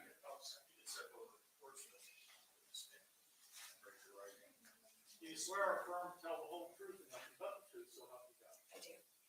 Please be seated. Dave, you can lower your mask there so they can hear you, because when you go to your lower octave, it's a little tough. Okay. You'll need to scoot in a little bit towards the microphone. If you would be so kind as to state your name for the record and spell your name. Yes, it's Catherine Barja, Kathryn, B as in boy, ARGA. Ms. Mick? Good afternoon, Ms. Barja. Can you please tell the jury your education following high school? Sure, I went to nursing school and graduated with my RN as a registered nurse, And what year was that? 2002. And did you have any education following that? I did. I got my master's in nursing in 2010. And following your graduation, when you received your RN, how did you become employed? I worked at Mount Carmel East in a cardiac step Eating unit popcorn. as a staff nurse. I'm sorry. Okay, are you guys hearing her? Okay. I imagine you can knock that mic down. Let it rip so we can hear you. You're in this fish dome there and it Sure. kind of echoes up. I wrong. understand. Where should I start? I'm sorry. You can repeat your last answer when you, Okay. your first job. When I graduated nursing school, I went to work at Mount Carmel East as a staff nurse on a cardiac step-down unit. Okay, can you guys hear her better? You want more? I seen a few of you leaning into her. Okay. We'll see. Okay. Do your best for us there. I know it's late in the day. And how long did you work in that role? About 7 years. And after that job, what was your next job? I went to work briefly for about a little less than a year for a cardiology practice that was associated with Mount Carmel. And when did you first become employed at Mount Carmel West? At Mount Carmel, I was actually a system employee. I went to work at West in October of 2017. I guess so after your cardiology job, what was your next job? I worked in patient safety risk management at Mount Carmel East. And what year did you begin that job? 2010. Could you tell us, is that your current role today? It is. What are the general duties of that job? Typically on a daily basis, we're reviewing the incident reports. So anytime there's something that occurs in the care of a patient that they would consider abnormal, we would expect that staff would document those in an incident report. So we review those and review issues of patient harm or the risk thereof. When you say incident report, are you referring to what we heard referred to as a voice report? Yes. So who is it that can put in a voice report? Is that employees or is that patients as well, or patients' families? No, it's just employees. And after a employee enters a voice report, how does that voice report end up with you?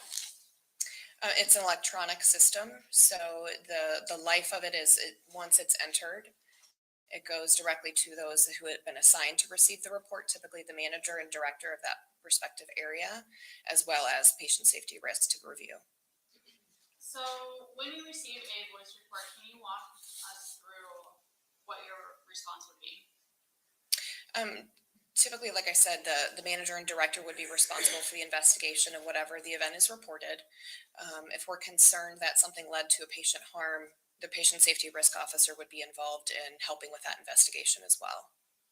Ms. Mick, you can turn that other one around where you got a mic if that's more convenient for you. Sure. Just so you don't have a mic over there, so that's why. Yeah, I didn't realize that. Thank you. Is that better, guys? Haven't heard it yet. Thank you. Is this better? Yes. Okay. All right. So if you receive a voice report and determine that there was patient harm, what would your next steps be just generally? Well, part of that investigation obviously would be talking to staff involved in the care of the patient at the time the incident occurred. speaking with subject matter experts to kind of understand how something happened, why it happened, and how we could prevent it from occurring again. When you say subject matter experts, are you referring to other employees within the system, within the healthcare system? Correct. And at any point, does your job and duty also include a root cause analysis? Yes. And could you explain what that is? As I mentioned, part of the investigation into some events, specifically harm-related events, or you could do it for any type of incident that will require more investigation, you would, again, have a team of subject matter experts come together to talk about what happened, how and why it happened, and what could be done to prevent it from occurring again. Ms. Berger, I'm going to show you what is identified as State Exhibit 22D. May I approach your honor? May I?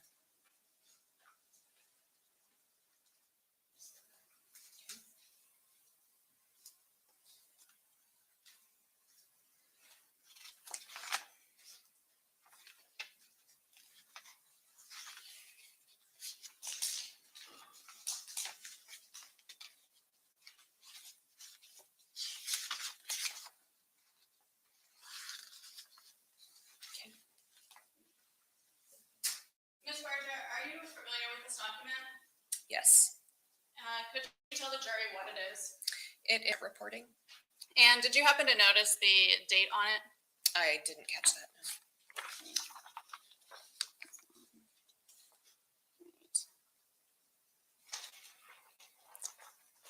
Do you see the date on I that? can see the date, May 15th of 2018. So is this the policy that was in Hold a, on. You turn, you concentrate, your voice goes down. It's human nature. Sure. These guys have heard me say that before. Just remember that, okay? Okay. Thank So you gotta belt it out still. does that indicate that this was the policy in effect following May 15th, 2018? Yes, that's correct. All right.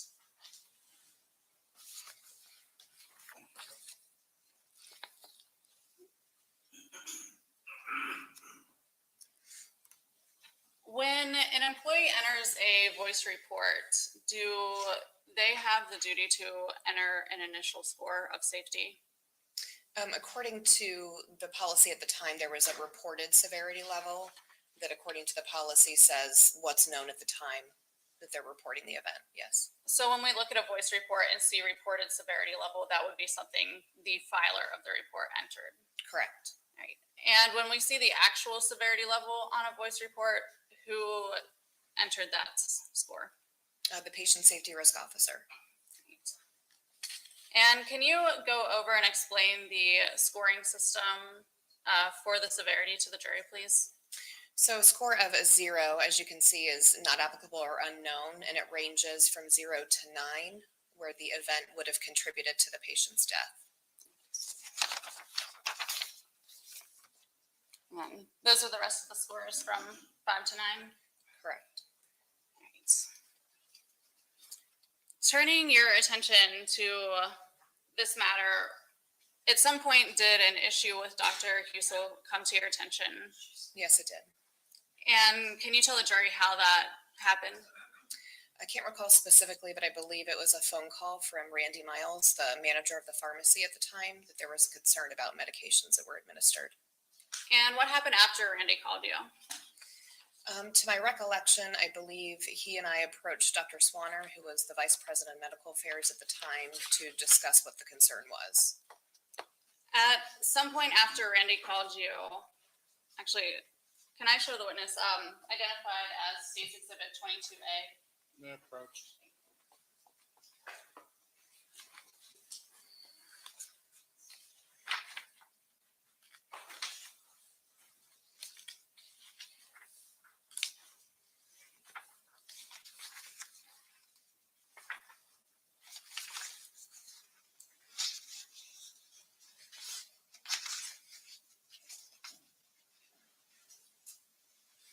Ms. Barja, are you familiar with this document? Yes. Could you please tell the jury what it is? It's an incident report that was entered based on the dosages of medications that were administered to a patient as part of a palliative ventilator withdrawal. And when we look right here at the entered by, does that indicate that you were the employee that physically entered this report into the computer system? Yes. Right. And was this in response to, was this after the phone call that you received from Randy Miles? Yes. And was this before or after you and Randy took this to Dr. Swanner? I don't remember exactly, but I believe it was after we had the conversation with him, with Dr. Swanner. So this report, is this the patient that you entered it for? Yes.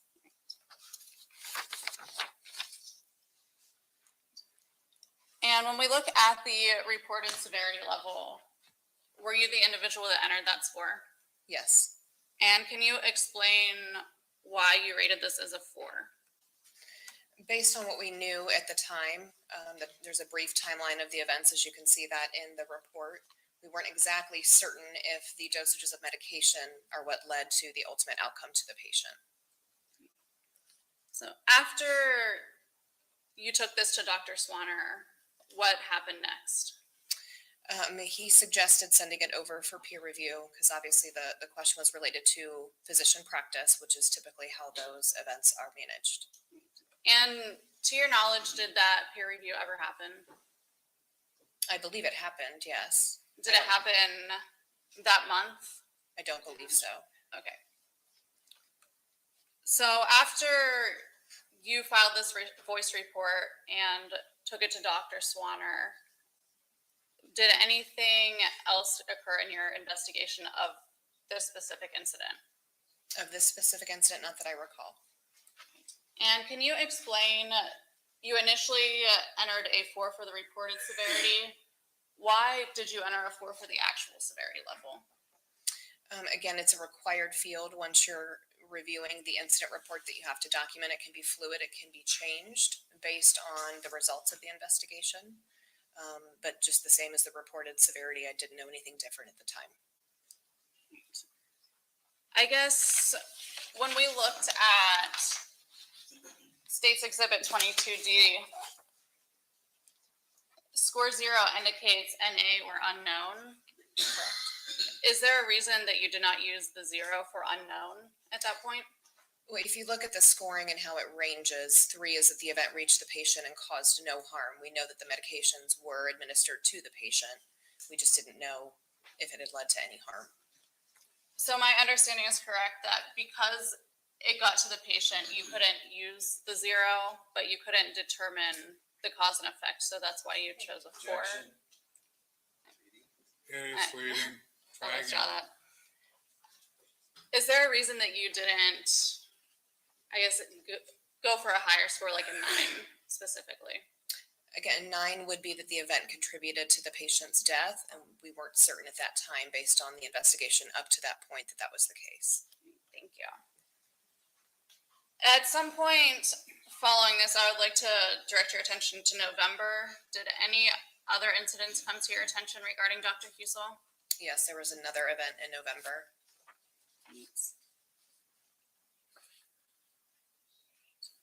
May I approach, Your Honor? Man. I'm going to show you what is marked as the State's Exhibit 22B.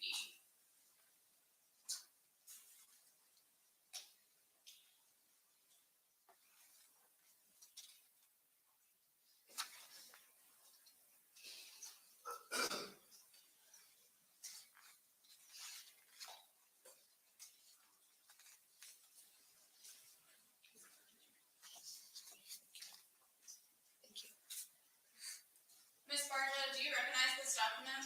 Yes. Can you please tell the jury what it is? It's another incident report regarding another patient where there were concerns reported about dosages of medications. And on what date did this report come to your attention? I believe it was November the 19th. Yeah. Sorry, there you go. And looking at this report, can you tell who entered it into the voice system? Yes, Randy Miles. After Randy entered this voice report, did it come to you for review? Yes. Can you tell us about what you did in response to this voice report specifically? He had notified me of this again. I can't remember if it was via email or a phone call prior to it being entered into the voice incident reporting system.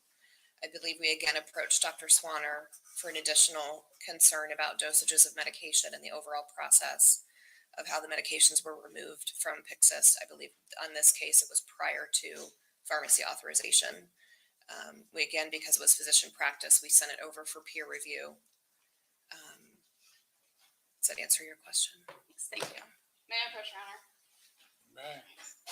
I'm going to show you what is marked as State's Exhibit 20F.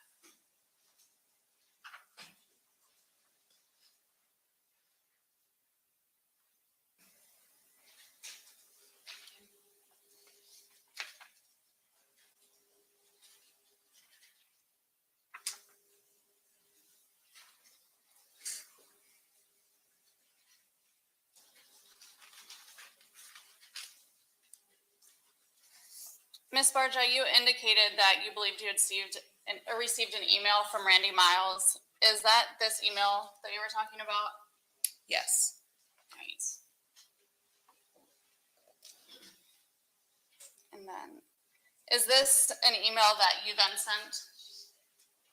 Yes, it looks like after we had met with Dr. Swanner, I had sent him the report via our voice system and also sent him the report that had occurred back in October.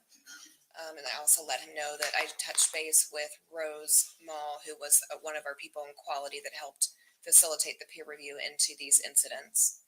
And that's when we learned that the November meeting had been combined with December. And you mentioned Rose Mall is in which department? Quality. And what does quality do?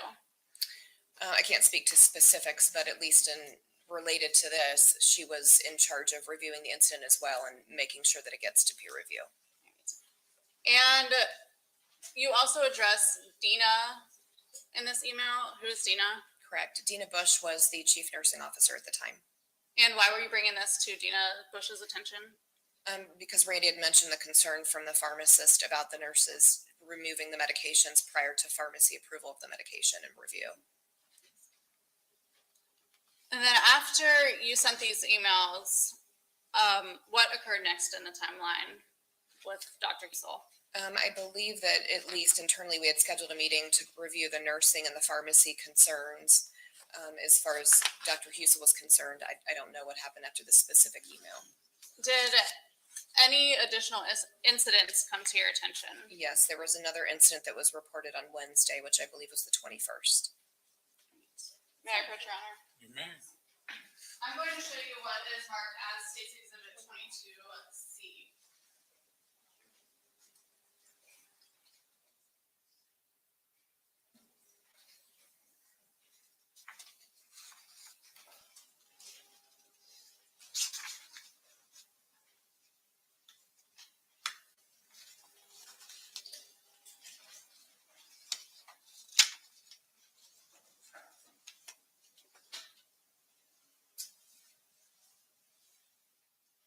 Can you please explain what this document is that I just showed you?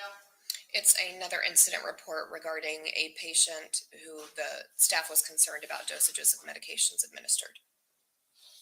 And is this the voice report that was entered following that third incident you just mentioned? Yes. All right. And it looks like, who entered this voice report? I did.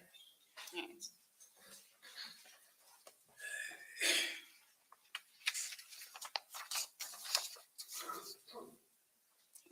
Are you the individual that entered both the reported severity and the actual severity levels? That's correct. Can you please explain why you entered a 4 for those scores? Again, based on what we knew at the time, we knew that the dosages of medications did reach the patient. We just could not determine the actual harm. And now after receiving these 2 reports, what was the next step that you took in your role as a risk safety officer? So this was escalated again to Dr. Swanner's attention in addition to Dina, the chief nursing officer, as well as Sean, who was the president at the time. There was a meeting that was held shortly thereafter. We became aware of the third concern. And then we determined that we wanted to take a deeper look and to see if there were additional cases that we were not aware of. May I approach? May. I'm going to show you what is marked as State's Exhibit 20E.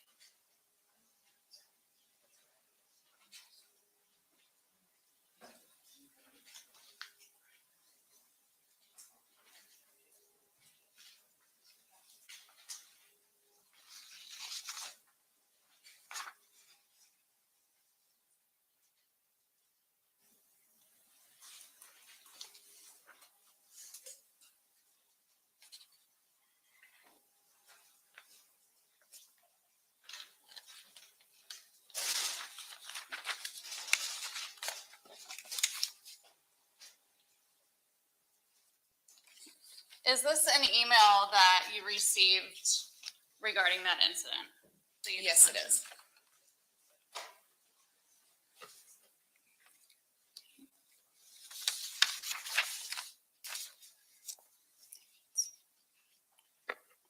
Is this an email that you then sent after?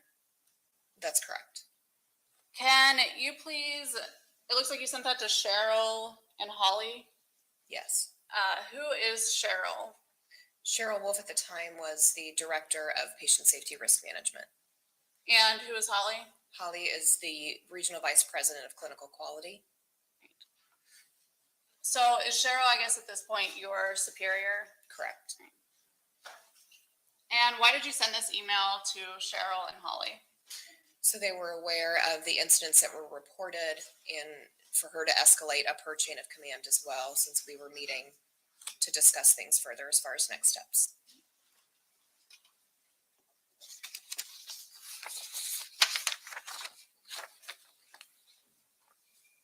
And then, is this that same email that you had received from Randy? Yes.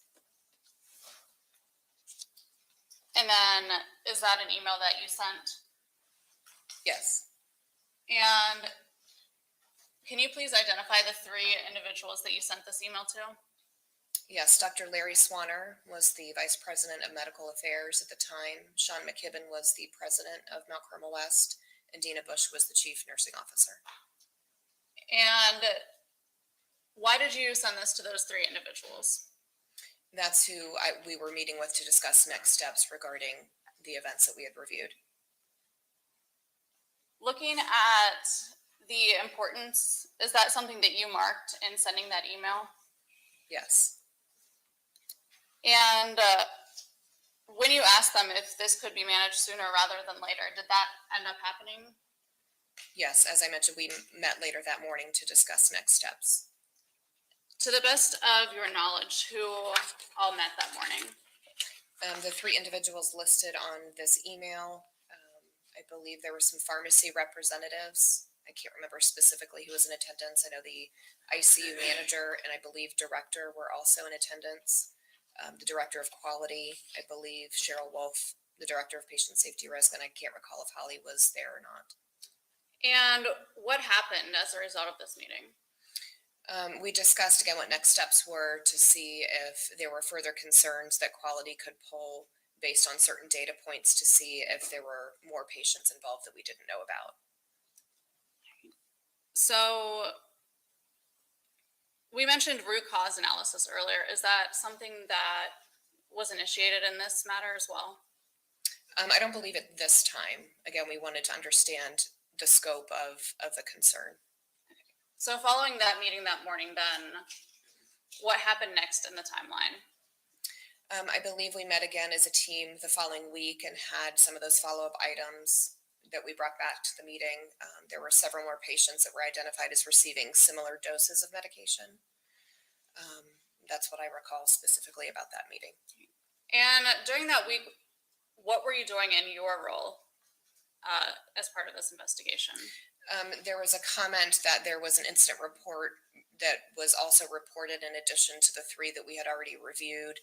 So I went back and looked at 6 months worth of incident reports from the ICU to see if there were any similar incidents reported, and we didn't see anything additional. So following the last meeting that you just mentioned, what happened next?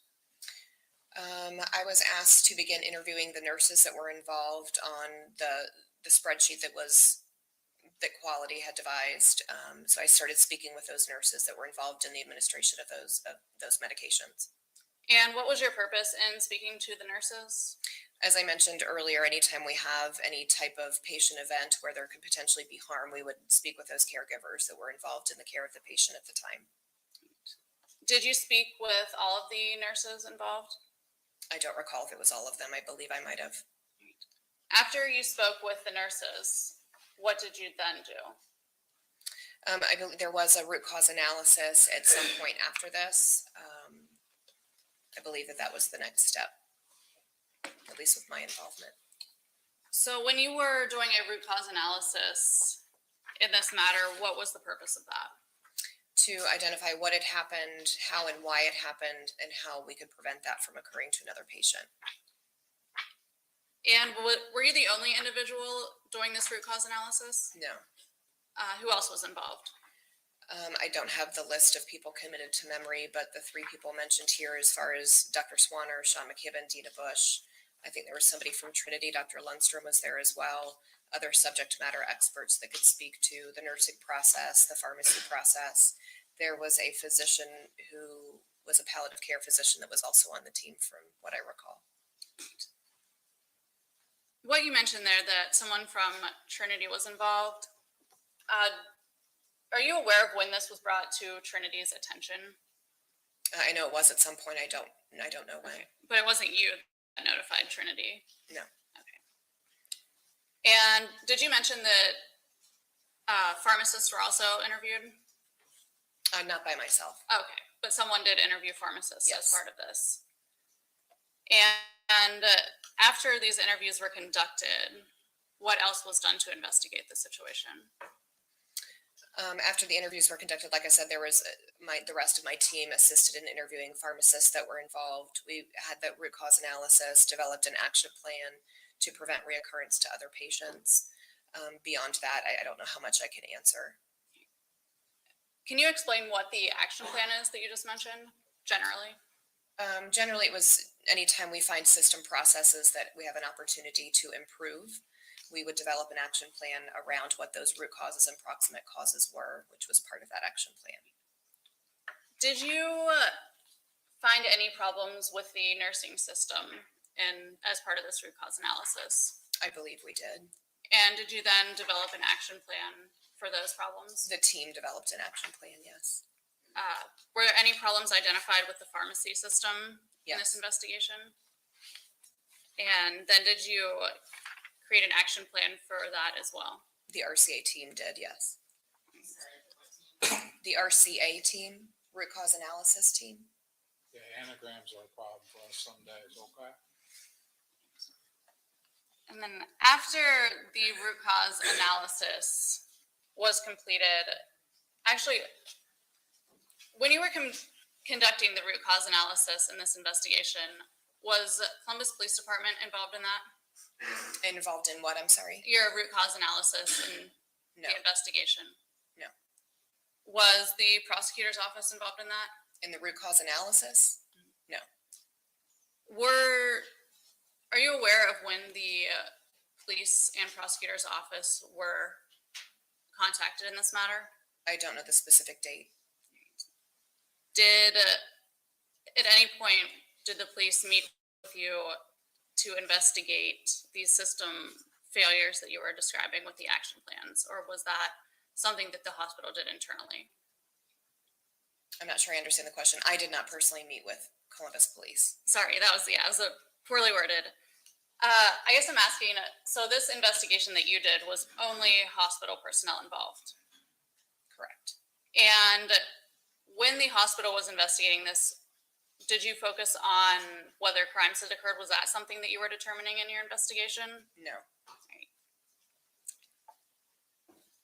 After this root cause analysis was completed, were there any further meetings that you were involved in? Yes. Can you tell us about that? I don't recall specifics. I know there was a lot of education that was rolled out in the system as far as trying to address those opportunities with pharmacists, with nurses. I can't recall specific meetings. May I have a minute, Your Honor? You may.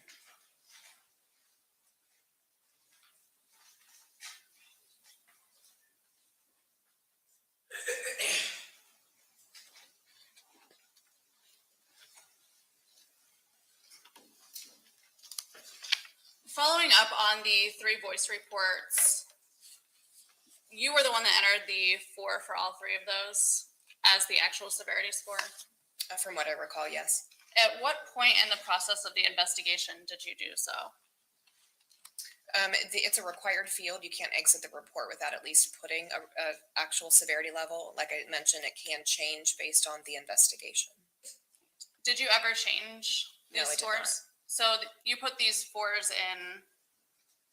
Did you have to put those in the day that this first came to your attention? Yes. And is there a reason you never changed them from before? Again, even as the result of the root cause, we still were struggling with a cause and effect.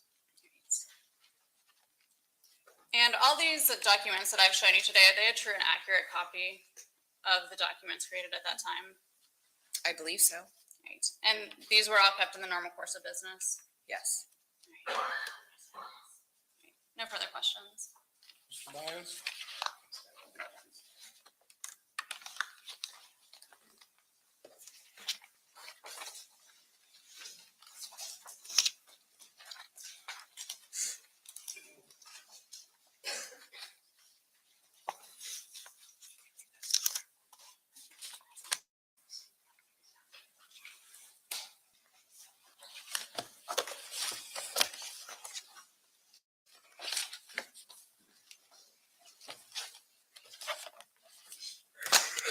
Too many podiums? I'm like, I don't know. Sit down Too many at options. podiums? Like a buffet of podiums here. Okay. Dave, would you ever get that? Not in a way. That's okay. Just pull it just that way, just a little bit. It's out of everybody's view. That and the podium.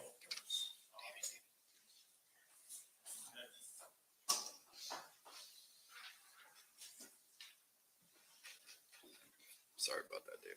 No. All right. May it please the court. Proceed. Good afternoon, ma'am. Hello. Ms. Barga, so you are considered the patient safety risk officer at Mount Carmel? That's correct. And your job is somewhat legal, somewhat medical, right? I don't know that I would use legal as the term, but patient safety is the main focus. But you have to also deal with a lot of compliance issues. We have someone who works on compliance. Okay. So basically, we've heard a lot about how the voice reports were escalated, so I don't want to go over that too much.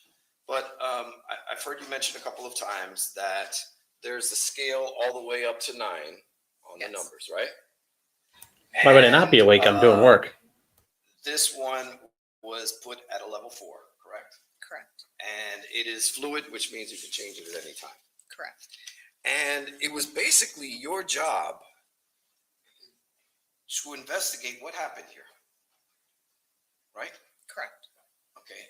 And one of the first things that, as soon as the voice reports were entered, and I want to make sure I start with the first one.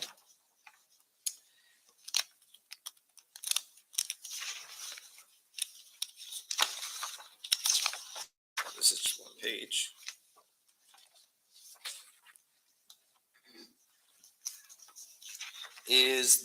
Once a voice report is entered, there's a series of people who it goes to, correct? Correct. And one of those people, and I want to address starting off with Mr. Timmons. That was the first voice report, correct? Yes. And I am showing you page 5. I'm addressing specifically States Exhibit 22A. And as you can see, that is entered by you, right? Yes. And it addresses James Timmons, correct? Yes.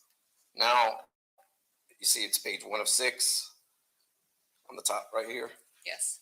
Okay, and I want to take you to page 5.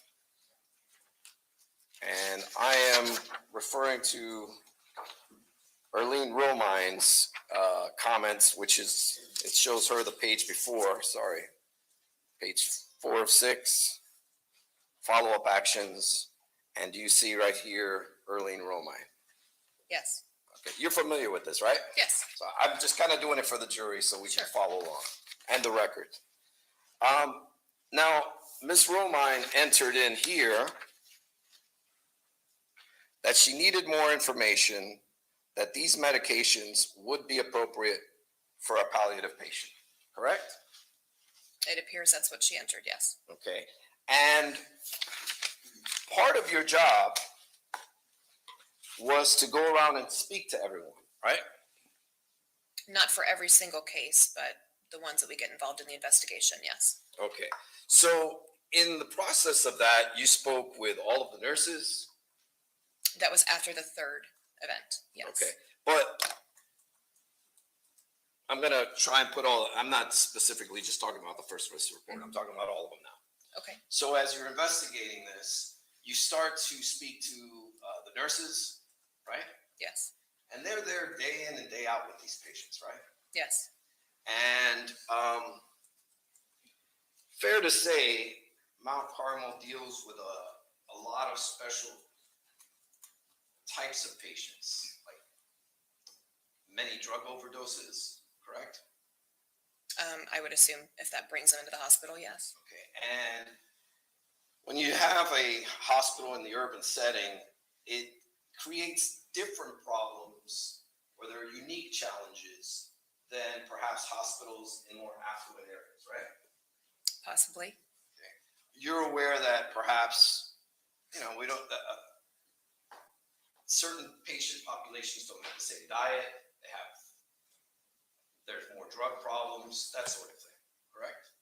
okay, Okay, now, in light of that, the nurses at the bedside are perhaps the ones who have the most interactions with the patients, right? they might, yes.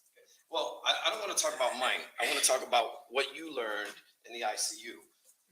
In your investigation, you learned, obviously, if there's one doctor for 30 beds, the nurse has the most contact with the patient, right? Yes, Okay.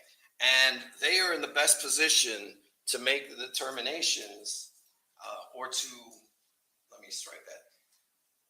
They're the ones who are perhaps observing more, right? of the patient, Yes. yes, Okay. And in light of that, that was important for you to go speak to them, right? yes, And one of the things you learned were that many patients in palliative care unit, even though when receiving high doses of opioids, they still struggled, right? in a palliative care unit, possibly, And in palliative withdrawal specifically, in the ICU, during a palliative withdrawal, you learned in your investigation that even though they received high doses, they were still struggling. Objection. What is the foundation? Okay, well, I think I laid it. no, you got a little hearsay problem because you're asking for a hearsay answer.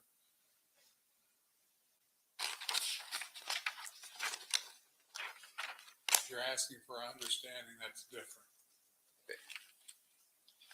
It's your understanding that these patients were still struggling, correct? what patient specifically? Patients, after speaking to all the nurses involved in these matters, it's your understanding that these patients were still struggling, Sometimes, possibly, yes. okay? Even after receiving high doses of opioids, right? I don't recall if they said that specifically. Did the nurses during your investigation inform you as to? Objection. Hearsay. Finish the question. Go ahead and finish it. Were you made aware of certain symptoms that they have to deal with? Is that together or was that a new question? That's a new question. That's a new question. That's a new question. That's not hearsay. Can you please repeat the question? Sure. Were you made aware of certain symptoms that they have to deal with as nurses during a palliative withdrawal? I don't recall specifically, but it's possible. Okay. If I showed you some of your notes when interviewing the nurses, would that help refresh your recollection? Yes. Okay.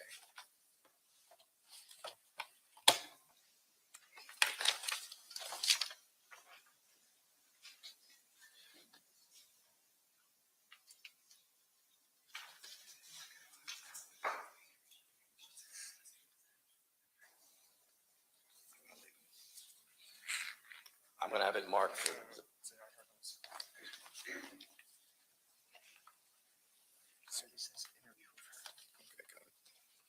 Sorry, give me a moment.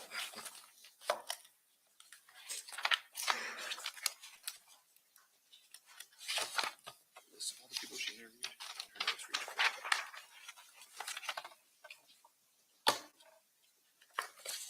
can't even find my car without this guy.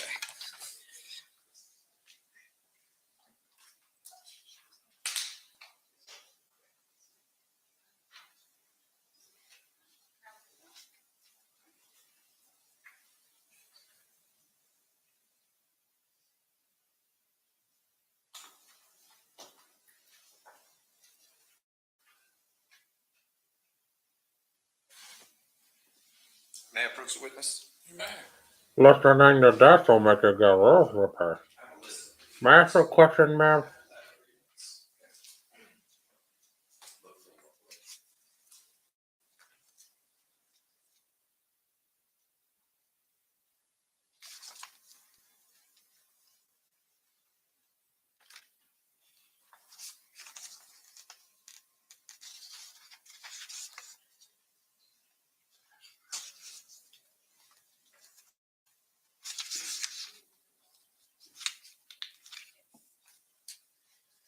That help you out a bit? Yes, Does that refresh your memory? it does. Okay. Now,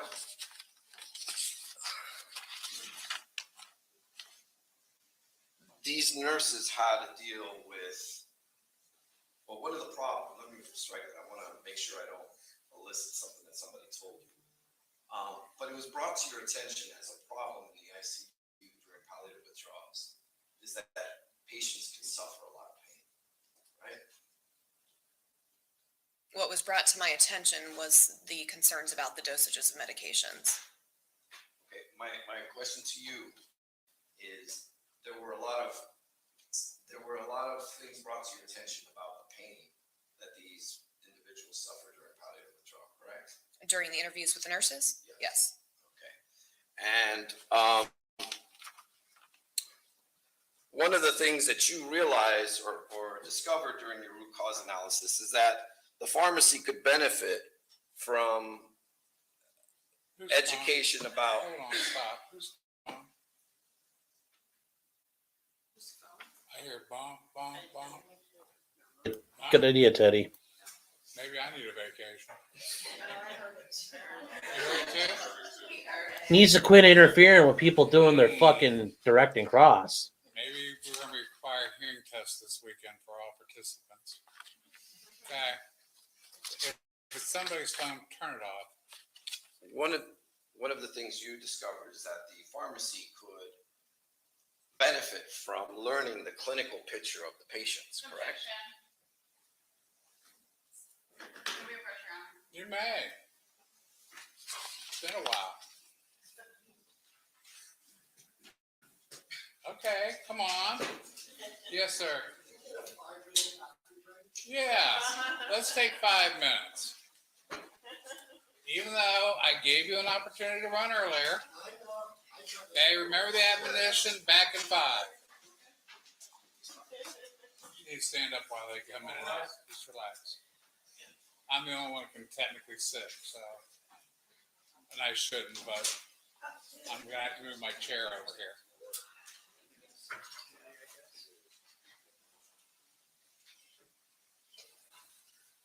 Did you hear the phone?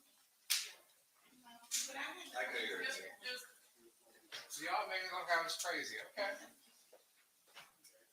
Wow. I'm gonna have the deputies search everybody. Mine was right in front of me, it wasn't mine. I wasn't worried about you. It sounded like it was coming from over this way. Back behind the gate.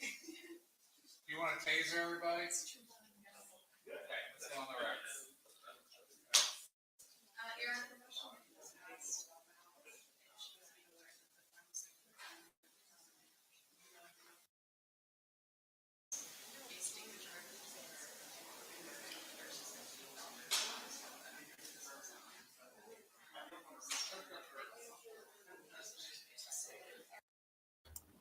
I said, Teddy, that was a good idea.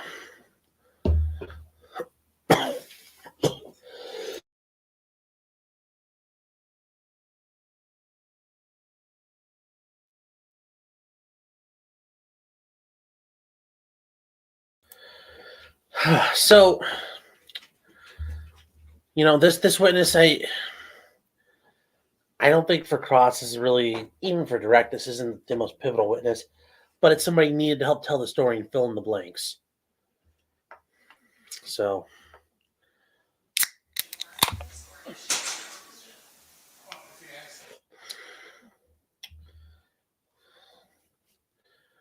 uh-oh, we just lost it. Anyways, to the heroes of Snake Island.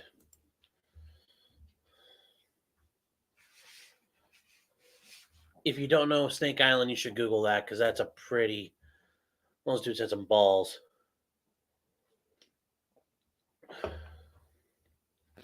Well, we're looking at the ceiling.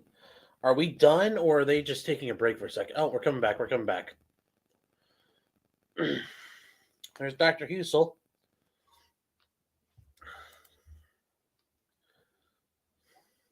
Was that good ASMR? Beer cracking up in beers.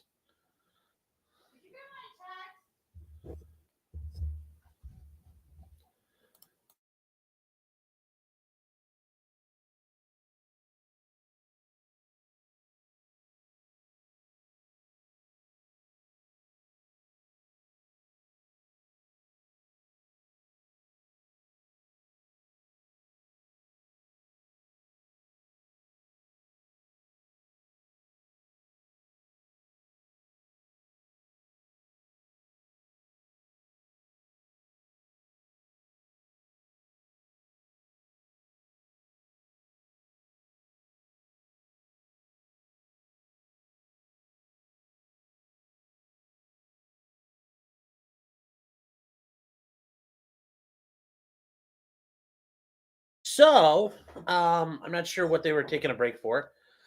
No worries. If not highlighted, I read all the comments in this chat. Once Sean's channel blows up and then chat is faster, I'll need you to highlight. Yeah, I appreciate that, Ken. I'm not sure that's going to happen anytime soon. But I appreciate the thought. So, I mean, I kind of go back to it, but I just, some cases there's all kinds of cool witnesses and things going on. That lady who's just up there, she's really filling in the blanks. Bud Light, isn't it yesterday? Well, Anheuser-Busch, here. Um, yeah, I'm a man of the people. I drink cheap scotch and I drink beer. I mean, I won't turn down I won't turn down like $100 bottle of scotch, but I'm not going to go out and run one down. So I appreciate the good stuff, but I don't always indulge in it. Yes, and when it does happen, yeah, I'll put slow mode on if it ever gets big, but guys, there's only 16 of us here. We got a ways to go before that's an issue. Unless everybody's coming over. No, I know, and that probably was part of it, little miss. I was just more just joking, like, if that ever happens, it happens, but I'm happy just doing my thing.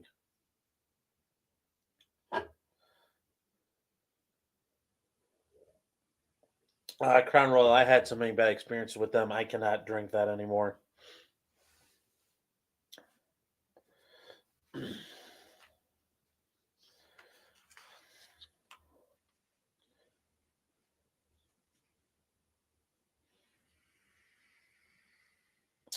But Teddy, going back to something you asked, is that a raw attorney martin? Miss, I got like 630 right now, so better than a stick in the eye. No, I'm just having the beer. But Teddy, you mentioned something about like if I have cases. Well, there's a reason why I don't really talk about my cases too much either. Even though it's public stuff, I don't really feel it's my business to put my client's business out on the street. Sure, people know about it, but not everybody knows about it, and I don't need to go running around telling it. Now, if I happen to, I need to take this real quick.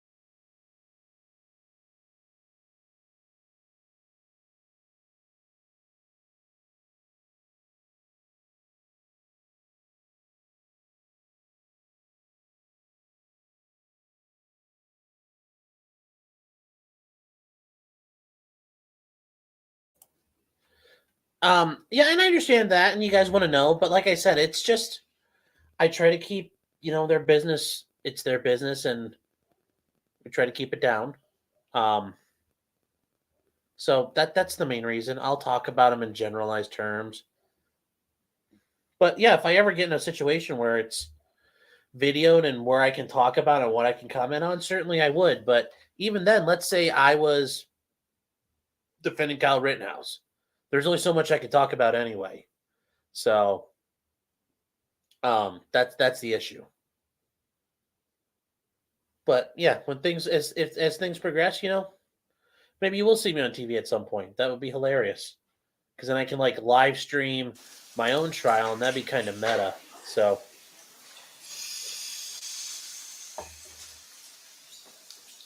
it would be pretty meta. It would be bussin', as the kids say.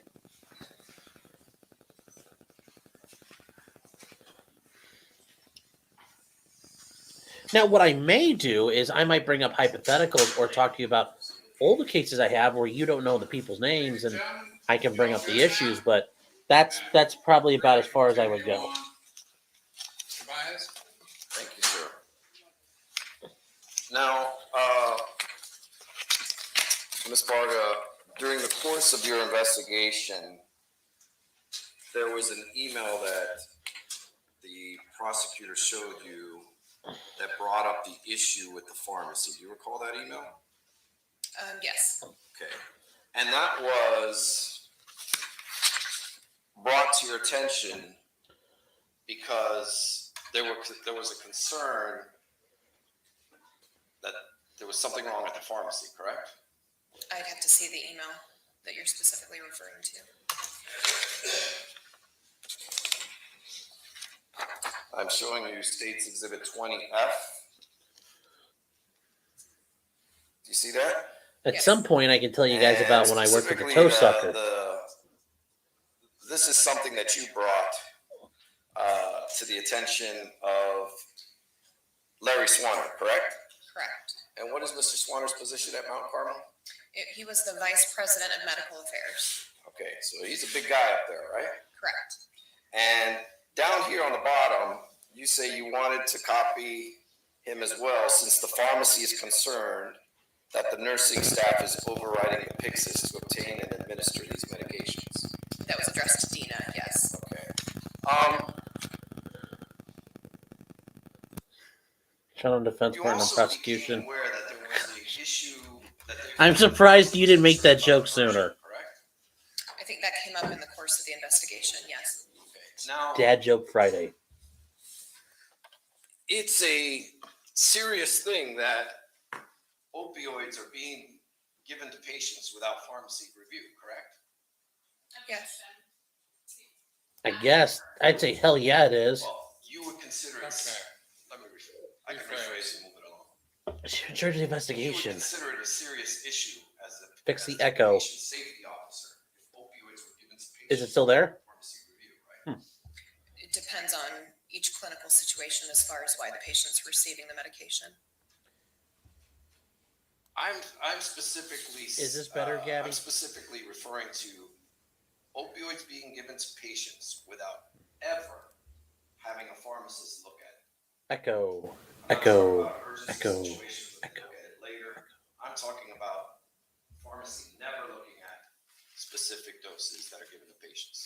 That's a big concern as a safety officer, correct? That would be concerning, yes. In fact, against the law, right? Possibly, yes. Okay, and there could be an issue with the Center of Medicaid and Medicare Services, correct? Could be, yes. Okay, and in fact, as a result of all of this, that's exactly what occurred, correct? I believe so. Okay, they were placed in immediate jeopardy of losing all Medicaid and Medicare funding because opioids were being distributed to patients without pharmacy review, correct? I don't remember the specifics, but Okay, but that sounds about right too. possibly, yes. Okay, and in light of that, ma'am, Well, actually, let me backtrack and ask you this. Does a level 4 ever go up to Trinity automatically? I'm not sure I understand the question. When going back to the voice reports, does a level 4 ever get reviewed by anyone over at Trinity? I can't speak for whether or not they would have access to review it. What level of 0 to 9 requires immediate or mandatory review by Trinity? I don't know that I can answer that. Okay, so you have no idea. I don't know. Okay. We would certainly escalate harm Okay, hold on, events. relax. I know you want to help here, but he's got to ask you a question. It's okay. If you don't know, it's okay. We'd rather just have I don't know than a guess, so it's okay. Now, in light of that, ma'am, I'm going to wrap up real soon. You ended up completing your root cause analysis in this case, right? And you Well, he asked to write and she didn't answer. Is that correct? Can you repeat the question, please? you completed your root cause analysis, right? The paperwork, yes. Okay. Now, in your root cause analysis, basically you were the person investigating these voice reports for the hospital, right? It was a team of people, not just me. But you led it, right? Correct. Okay. And when the police came to Mount Carmel to find out what was going on, you were one of the people who actually spoke to the nurses before the police, right? I believe it might have been before, yes. Okay. They never came to you and asked you what you found out, right? They being the police? Correct, they did not. They never came and asked you if you had recorded these interviews, did they? No. And they never asked you what you may have told them, correct? No. They also never asked you if you had notes of your interviews, correct? Correct. And no one ever came asking for your notes. The police did not. Okay. And there were plenty of notes that you had, right? Yes.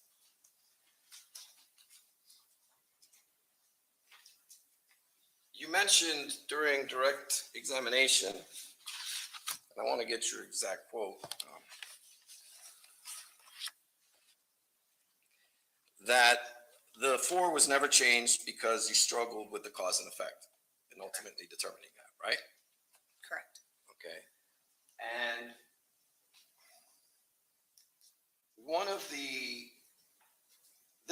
I have a copy of your root cause analysis, which we marked Defense Exhibit LK-B4. And I heard you mention during direct examination that you spoke with subject matter experts. Is that correct? Correct. And one of the things you did too is, I guess you attached an article titled Narcotic and Benzodiazepine Use After Withdrawal of Life Support. It sounds familiar. Okay, if I show it to you, would that refresh your recollection? Sure. This is the article you attached. May I approach? Right. Yes.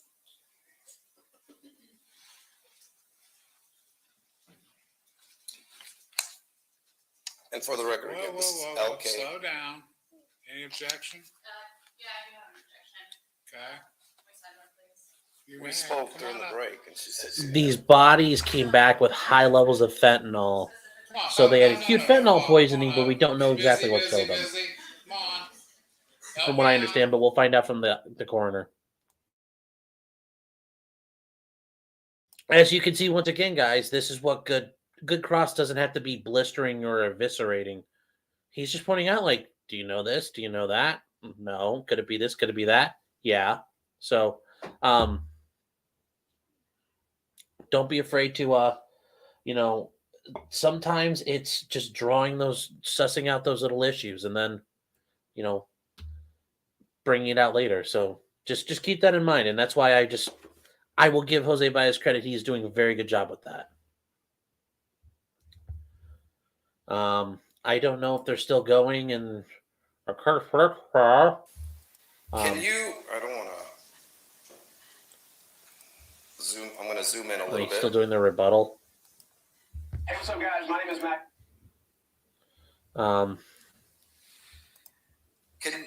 Do you see the conclusion at the very bottom of this page? Oh, it looks like they're in Yes. jury instructions. So Yes. Okay, and of course you found it important to attach this article to your root cause analysis, otherwise you wouldn't have attached it, right?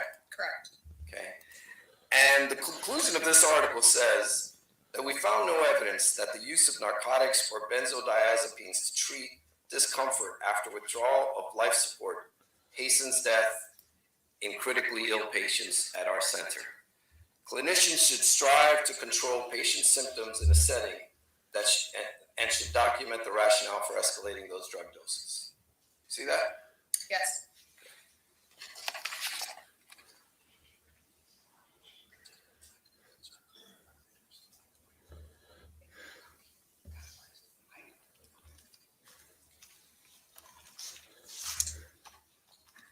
Did you highlight this portion during your root cause analysis when you turned it in? I don't recall. Okay. I have no further questions. Thank you. Redirect?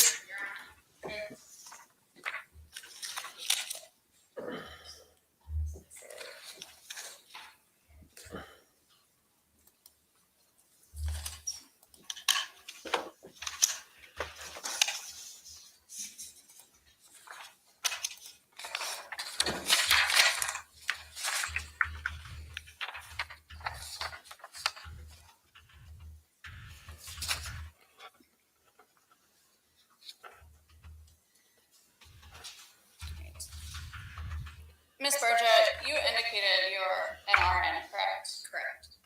And on cross it was pointed out, these medications would be appropriate for a palliative patient, correct? Yes. And then this detail, many pharmacists are concerned with the high dose. In your experience as a nurse, is there, Objection. Okay. You got the problem from earlier. in your current role, do the words medication and dose have different meanings to you? Yes. And can you explain that, please? I mean, medication is obviously something that would be given to a patient to treat some type of condition. The dose of that medication can vary depending on what the patient is being medicated for. So, And- hold on. Sorry. So when you say that, do you mean like the strength of the medication then? Correct. Okay. Tasha, some may have, but I So think some may did have been Ms. Romine indicate that the dose killed otherwise. was appropriate? Objection. For yours. It's right there. Well, the document's right there. Right, the document speaks for itself. She's asking for more information other than what's in the document. I'll withdraw the question. Okay. On cross, did you indicate that the police did not ask for your notes? They did not ask me for my notes, correct? Did anyone ask you for your notes? Yes. And who was that? I believe my boss, from what I recall. And do you have any understanding as to why? I think it was just, Wow. And speculation. Do you have an understanding of why? I do. Go ahead. Can you tell us that, your understanding, please? Sure. As far as all of the patients that were identified during the course of that investigation, it obviously required more people than just myself to have eyes on the information. And the article that you were shown on cross, how did you get this article? I believe one of the physician subject matter experts from the root cause analysis brought it to the team, from what I recall. And when you attached it, were you endorsing that article in any way? It was just part of the investigation. Great. No further Okay, questions. ma'am, you may step down. Anybody else? We still got half an hour. Or am I pressing my luck? Okay. I'm gonna force you guys to go home early. I'm sorry. Okay, we're gonna get started at 9 o'clock in the morning. Remember, time is gonna be tight on Monday. We'll probably only do an hour lunch because I have a doctor who can only be here for so long. Okay? I warned you. And is there more than one tea drinker? I was gonna bring an electric teapot so nobody burnt the place down. So I should bring two? Well, this is out of my personal collection, so let's treat them with a little loving. Okay? Now, let me caution you guys. It is particularly, you're through your first week. It's particularly important that you don't discuss your case. Okay? We don't want to have to go through things. Okay? So, bottom line here is don't discuss the case. Don't do your own investigation because you're going to want to look up terms and stuff. Don't do it. Okay? Don't pay any attention to the media. Okay? And finally, have a great weekend. All right. Be safe. Hopefully we don't get an ice storm tonight.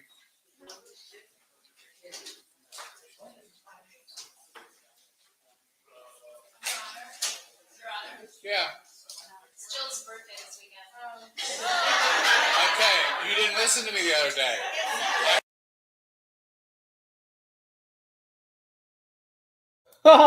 day. Somebody's birthday. Anyways, yeah, as you guys saw, it doesn't have to be blistering to do cross. And I just want to keep bringing that up because, yeah, there's things that might get clicks and looks cool and you can laugh and go like, oh! But in reality, it's a little different than that. You know, you get your points across and you keep moving on. Well, I keep thinking of the guy from Family Guy. Okay. Oh no. So where was the question for Tasha asked? Is there a free or good paid or free way to do backgrounds on people? Really the best way to do it is using LexisNexis, and that costs money. There's those websites you can like been verified or my ID or whatever. Yeah, I've looked at those before, and once I paid for like $20 to see how it worked. They had like all kinds of things about me that were completely wrong. And I tried to get them fixed, and they're like, sorry, that's, our records. So, no, a lot of that stuff is junk.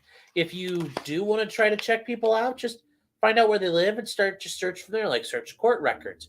Just use Google, type them into Google. If you know where they work, oh my gosh, what's going on outside? Jeez. It's like the Hell's Angels were rolling out past my house. Just do it the normal way you would try to do it. But I would just be careful about, going with those places and relying on them too much. But maybe you'll find somebody that works good for what you want to do. Just a thought. I mean, that's my opinion, at least. I'm sure those companies would say, oh, no, they're legit and all that, but I don't really think they are. So I know this is a little bit boring, and I know you guys probably you want to skip the foreplay and get straight to the sex, but this is the build-up. Eventually, they are going to get to where it's good. Yes, Tasha, you're right. Some of the people did have sepsis, and remember, these were people that were dying.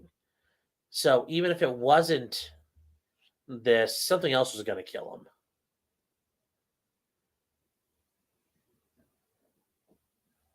Yeah, like I said, you'd be surprised what you just find on Google. Make sure your Google foo is very strong, and you'll be all right in life.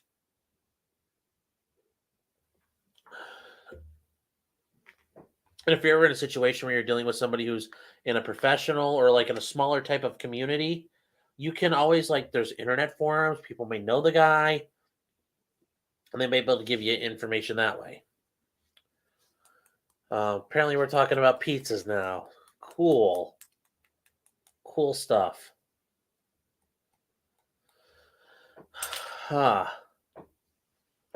So, what do you guys think is going to happen to Curtis Reeves? I guess I'll ask that right now. Do you think he's going to get in trouble? He's going to get convicted. Let's see if Brent Hankinson's going still, because we can jump in on that one.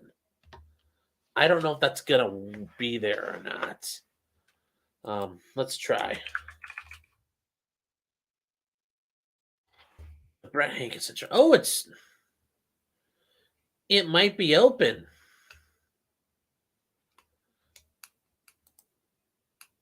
Oh, no, it's down.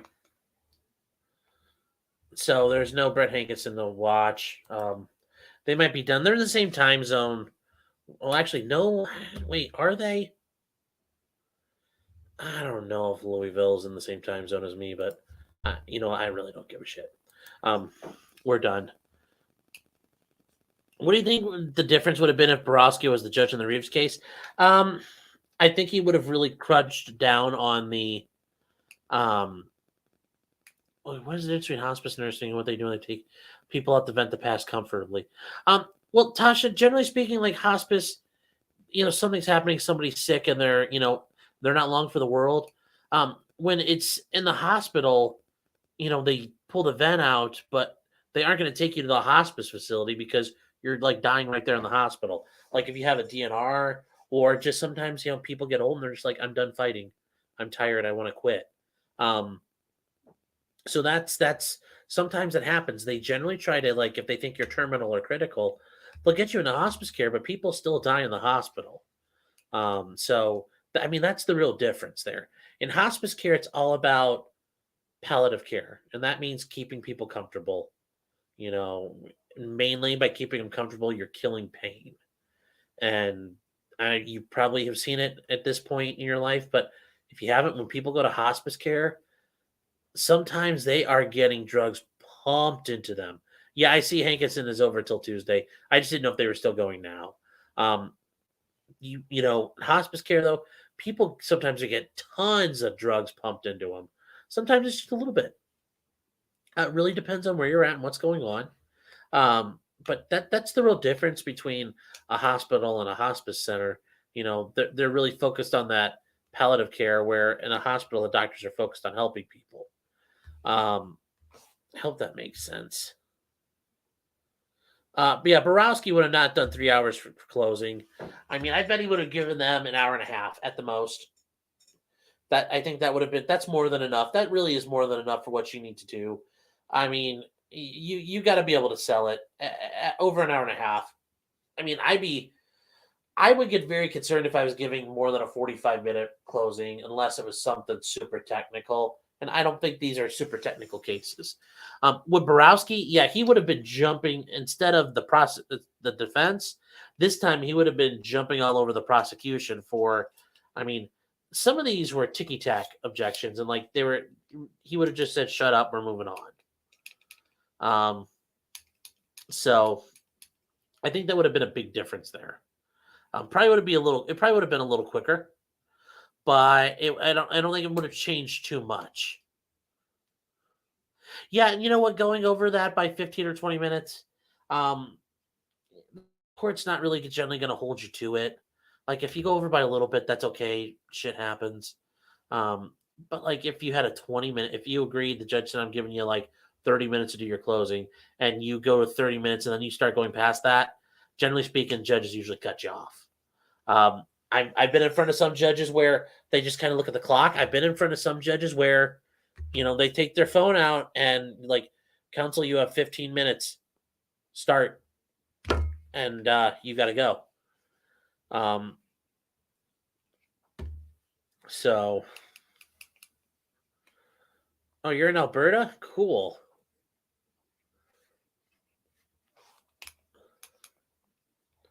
What else did you guys talk about? Big giant sandwiches.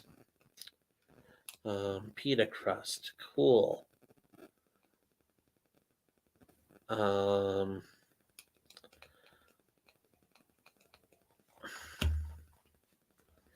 yeah, you guys have any other questions? Anything else from we talked about last night? Yeah, Reeves. I think he's still not guilty. It's not from a. Yeah, and hospice can be at home, but the hospice. And what they do in a hospital can do hospice care. They're just not. That's their predominant function. Their function is to try to get you back to back to your health. So They can perform it, but generally it's not something they normally do. But yeah, they're trained on doing palliative care. And like you said, you could see they talk about it, they document it in the notes. Um, Sean, what do you call them in Ohio? It depends on where you're in Ohio. Some places call them grinders. There's grinders, hoagies, you know. So it really depends on where you live. Lol, that's a joke. Reeves is guilty as hell. We shall see.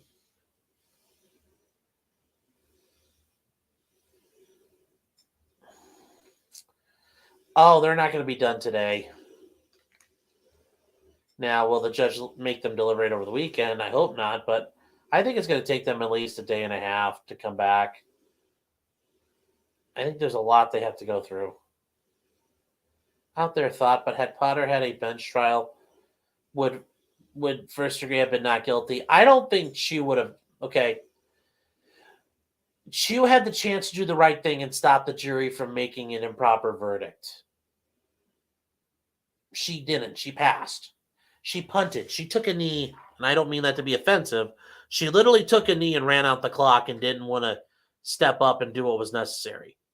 Her in a bench trial, she's still convicting. Why? Because she's fucking spineless. I mean, now you see how she acted. She would have convicted her still. So, that's and I think they probably had an idea. She's a little bit, of a weakling, so that's why they thought they'd give a jury a shot. And I mean, overall, you'd want to give a jury a shot. Going to a bench trial, there's a lot of thought that goes into that when you're talking with the client.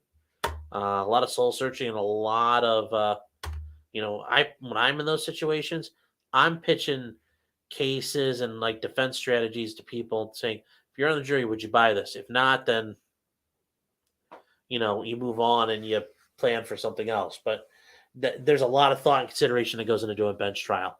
Also, for where I live, though, in Ohio, the defendant is the one in charge of whether or not he gets a bench trial. In some states like Wisconsin, Kyle could not get a bench trial unless the prosecution agreed. That does not happen in Ohio. It is the defendant's prerogative who tries his case, too. So maybe tries the judge, maybe tries the jury. It's his complete prerogative. Any thought on the McNasties? You mean the McMichaels? Bon voyage. I mean, I will say, was Ahmad, an innocent guy? Well, no, because he got caught. He got chased down by scumbags.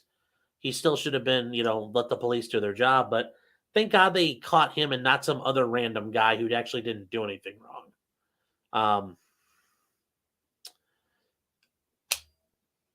I don't know. Schroeder scares me because he seemed like a pussy. Hoping a judge does the right thing. Never trust government officials to be benevolent. And he's a government official too, so, and do the right thing.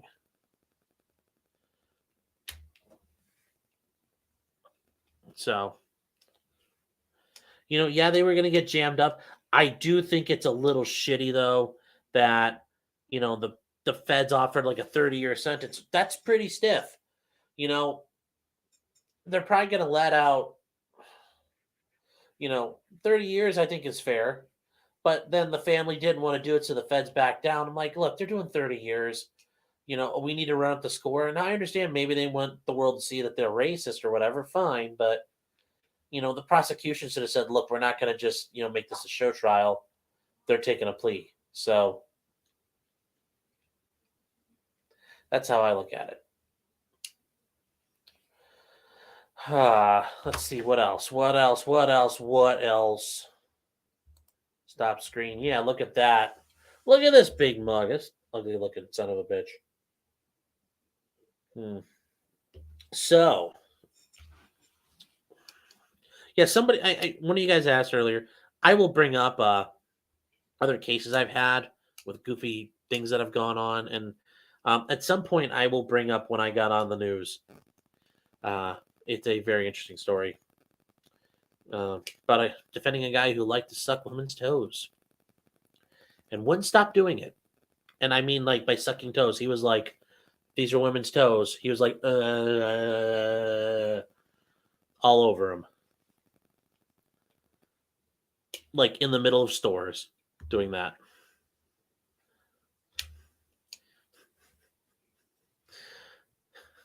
Hey, it might be moisturizing for you, so you never know. Clean out the lint and toe jam. Oh. Should be the verdict is on the Reeves. Tonight, early morning. You know what, Matthew? I don't know if they've gone because I haven't paid attention. I'll take you up on that. Oh, Critter, have you tried it before? Don't kink shame people. That guy just, he liked doing his thing. Hey, Matthew, I'll do a beer on you for that one.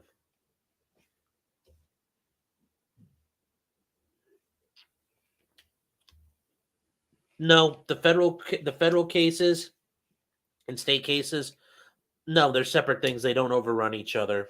For example, let's say they got 5 years in the state of Minnesota and 5 years federally. That's not how much they're going to get, but we're going to use simple numbers. The judge, the way it works is, she said she wants a verdict tonight. If she actually said that, that is fucking wrong. You cannot tell them to come back with a verdict like that. She actually said verdict tonight. Fucking hey, that's. Do you think we don't want a solution to the oil crisis, or we would have one? We were oil independent. We were exporting energy. I mean, I hope that wasn't the answer, because that's fucked up. Also, Matthew, what you sent me, I think I'm going to read this. This actually might be worthy of a story. I mean, I can't really comment too much on what they've done somewhere, but oh, she told the lawyers, yeah, that's fine. Okay. You can't tell the jury, hey, I want you guys done. I'm done with this shit. She can tell the jury, or the lawyers, I hope there's a jury tonight. Yeah. Well, Miss Yuck, you might like it. But going back to your question, let's say, for example, the 3 cops in the George Floyd situation, they get 5 years. They get convicted in Minnesota and they get 5 years in prison. They go to their federal trial and they get convicted and they face 5 years in prison. The way sentencing works, and this is from state to state, courtroom to courtroom, I mean, pretty much how it works, unless there's state law otherwise, the last court that sentences you determines what happens with your sentence. Okay? So if you get sentenced in Minnesota in state court, you're given 5 years prison. Okay. The other, they can't really say you're consecutive or concurrent to a subsequent sentence. It doesn't work that way. The way it works is the court that sentences you last, which in this case would be the federal court, gets to decide if it's consecutive or concurrent, meaning does it run together or do they run separately? And if it runs separately, you do your time in state prison, then you go do your time in federal prison. It all depends on the court, but it's always the last court that sentences you. And generally speaking, most courts do not agree to be bound by an agreement, so they'll do whatever they want.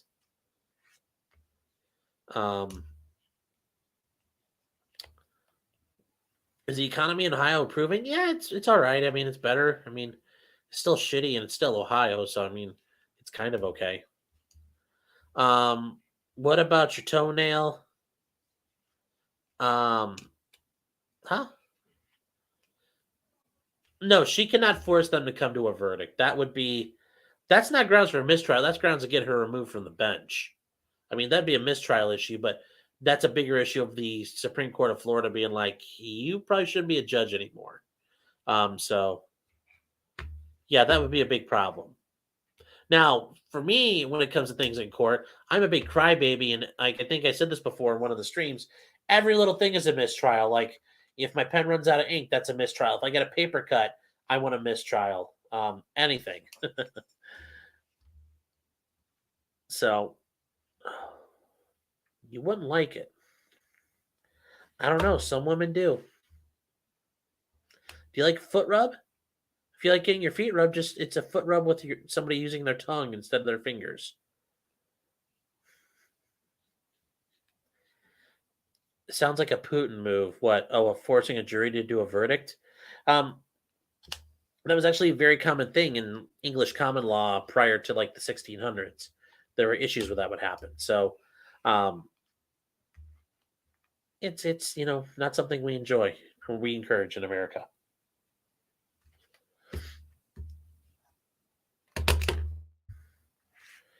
What else, you guys? I will say if you guys are kind of done, I'll probably pack up in a little bit, but stick around for a couple more minutes.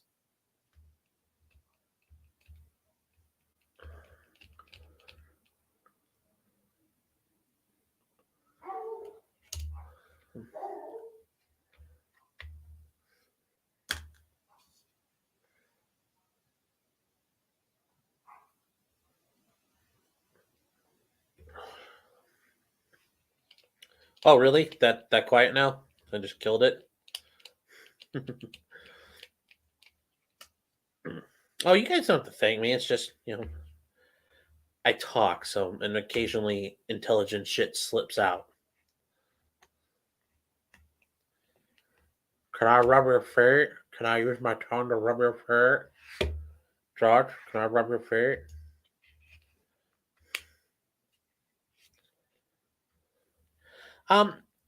Did they end up using the provocation instruction?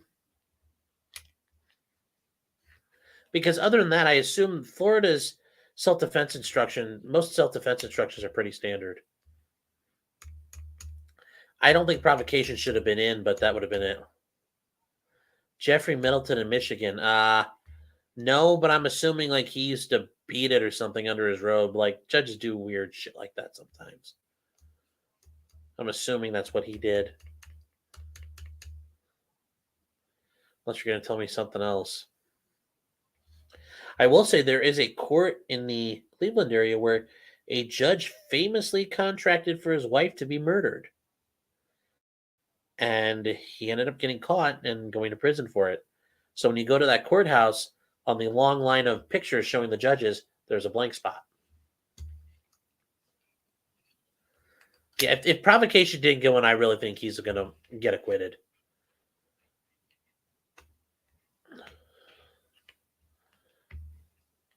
Oh, it's starting now. Oh, shit. Okay. I thought we were done. Oh, we're going to start. We're going to go to those.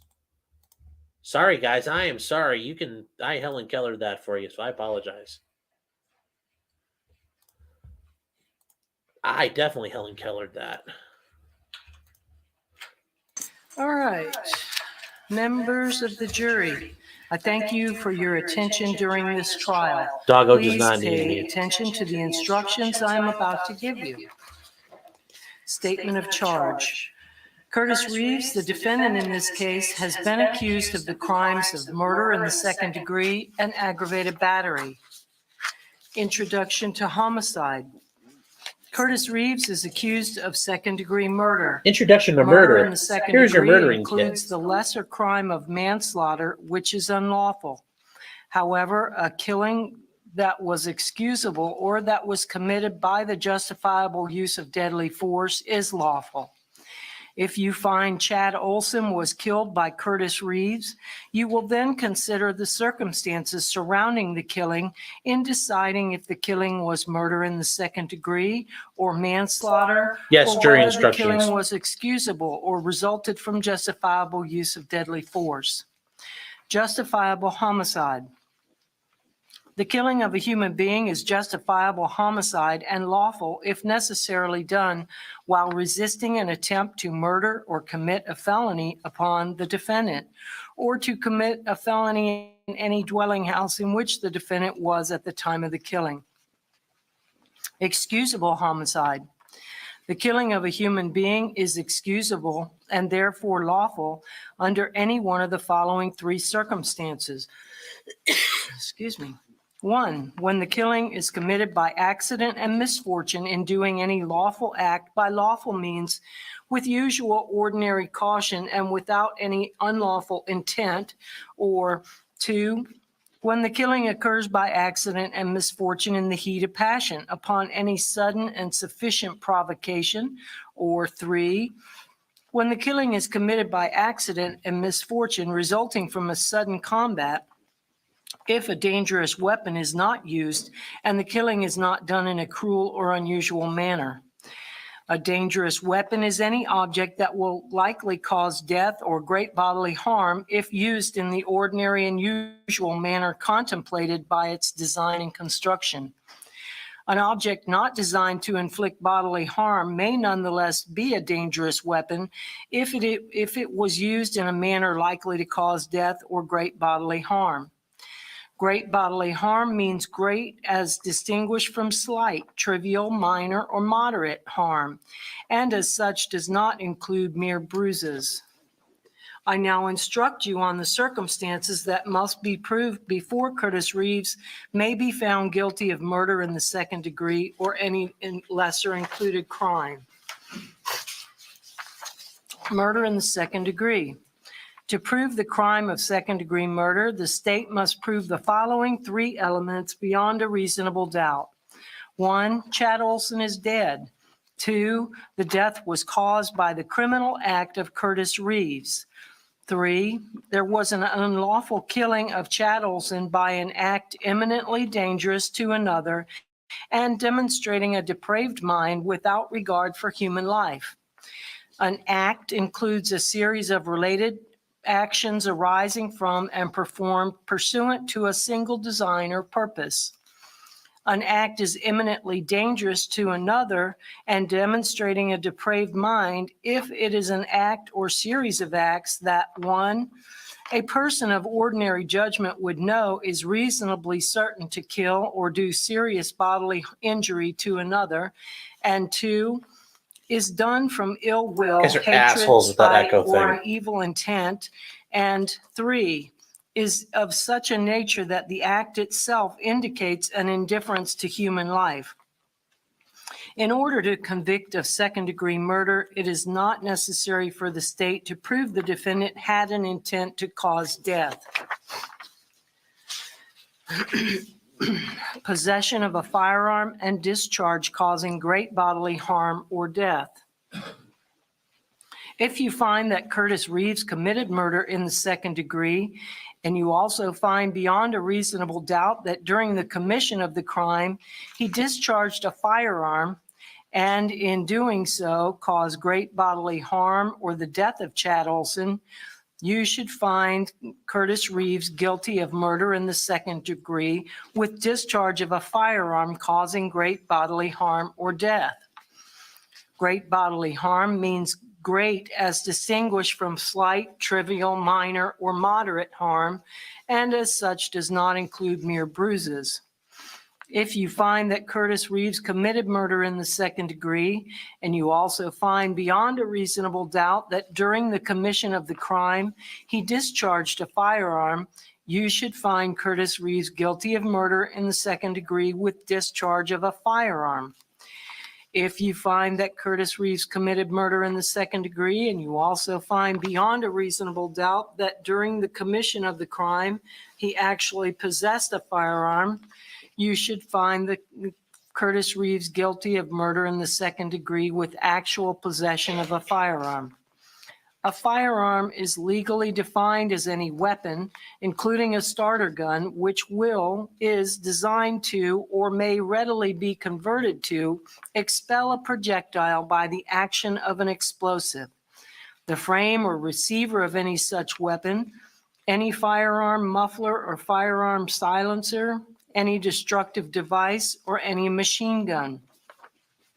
The term firearm does not include an antique firearm unless the antique firearm is used in the commission of a crime. To actually possess a firearm means that Curtis Reeves, A, carried a firearm on his person, or B, had a firearm within immediate physical reach with ready access with the intent to use the firearm during the commission of the crime. When there are lesser included crimes or attempts, in considering the evidence, you should consider the possibility that although the evidence may not convince you that the defendant committed the main crimes of which he is accused, there may be evidence that he committed other acts that would constitute a lesser included crime. Therefore, if you decide that the main accusation has not been proved beyond a reasonable doubt, You will next need to decide if the defendant is guilty of any lesser included crime. The lesser crime indicated in the definition of murder in the second degree is manslaughter. To prove the crime of manslaughter, the state must prove the following two elements beyond a reasonable doubt. One, Chad Olson is dead. Pardon me? Yeah. And two, Curtis Reeves intentionally committed an act or acts that caused the death of Chad Olson, or B, the death of Chad Olson, that was A. B, the death of Chad Olson was caused by the culpable negligence of Curtis Reeves. Every person has a duty to act reasonably toward others. If there is a violation of that duty without any conscious intention to harm, that violation is negligence. The defendant cannot be guilty of manslaughter by committing a merely negligent act, or if the killing was either justifiable or excusable homicide, as I have previously instructed you. In order to convict of manslaughter by act, it is not necessary for the state to prove that the defendant had an intent to cause death, only an intent to commit an act that was not merely negligent, justified, or excusable, and which caused death. I will now define culpable negligence for you. As I have said, every person has a duty to act reasonably toward others. If there is a violation of that duty without any conscious intention to harm, that violation is negligence. But culpable negligence is more than a failure to use ordinary care toward others. In order for negligence to be culpable, it must be gross and flagrant. Culpable negligence is a course of conduct showing reckless disregard of human life or of the safety of persons exposed to its dangerous effects, or such an entire want of care as to raise a presumption of a conscious indifference to consequences, or which shows wantonness or recklessness, or a grossly careless disregard for the safety and welfare of the public, or such an indifference to the rights of others as is equivalent to an intentional violation of such rights. The negligent act or omission must have been committed with an utter disregard for the safety of others. Culpable negligence is consciously doing an act or following a course of conduct that the defendant must have known or reasonably should have known was likely to cause death or great bodily injury. Aggravation of a felony by carrying a firearm. If you find that Curtis Reeves committed manslaughter, and you also find beyond a reasonable doubt that during the commission of the crime, he personally carried, displayed, or used a firearm, you should find him guilty of manslaughter with a firearm. If you find Curtis Reeves committed manslaughter, but you are not convinced beyond a reasonable doubt that he personally carried, displayed, or used a firearm, then you should find him guilty only of manslaughter. Justifiable use of deadly force. An issue in this case is whether Curtis Reeves acted in self-defense. It is a defense to the crimes of second-degree murder and manslaughter if the death of Chad Olson resulted from the justifiable use of deadly force. Deadly force means force likely to cause death or great bodily harm. The use of deadly force is justifiable if Curtis Reeves reasonably believed that the force was necessary to prevent imminent death or great bodily harm to himself while resisting an attempt to commit the felony offense of battery on a person 65 years of age or older upon him. And I'll now instruct you on the elements of battery on person 65 years of age or older. The crime of battery on a person 65 years of age or older involves the following elements. 1, Chad Olson actually and intentionally touched or struck Curtis Reeves against his will, or intentionally caused bodily harm to Curtis Reeves. And 2, Curtis Reeves was at the time 65 years of age or older.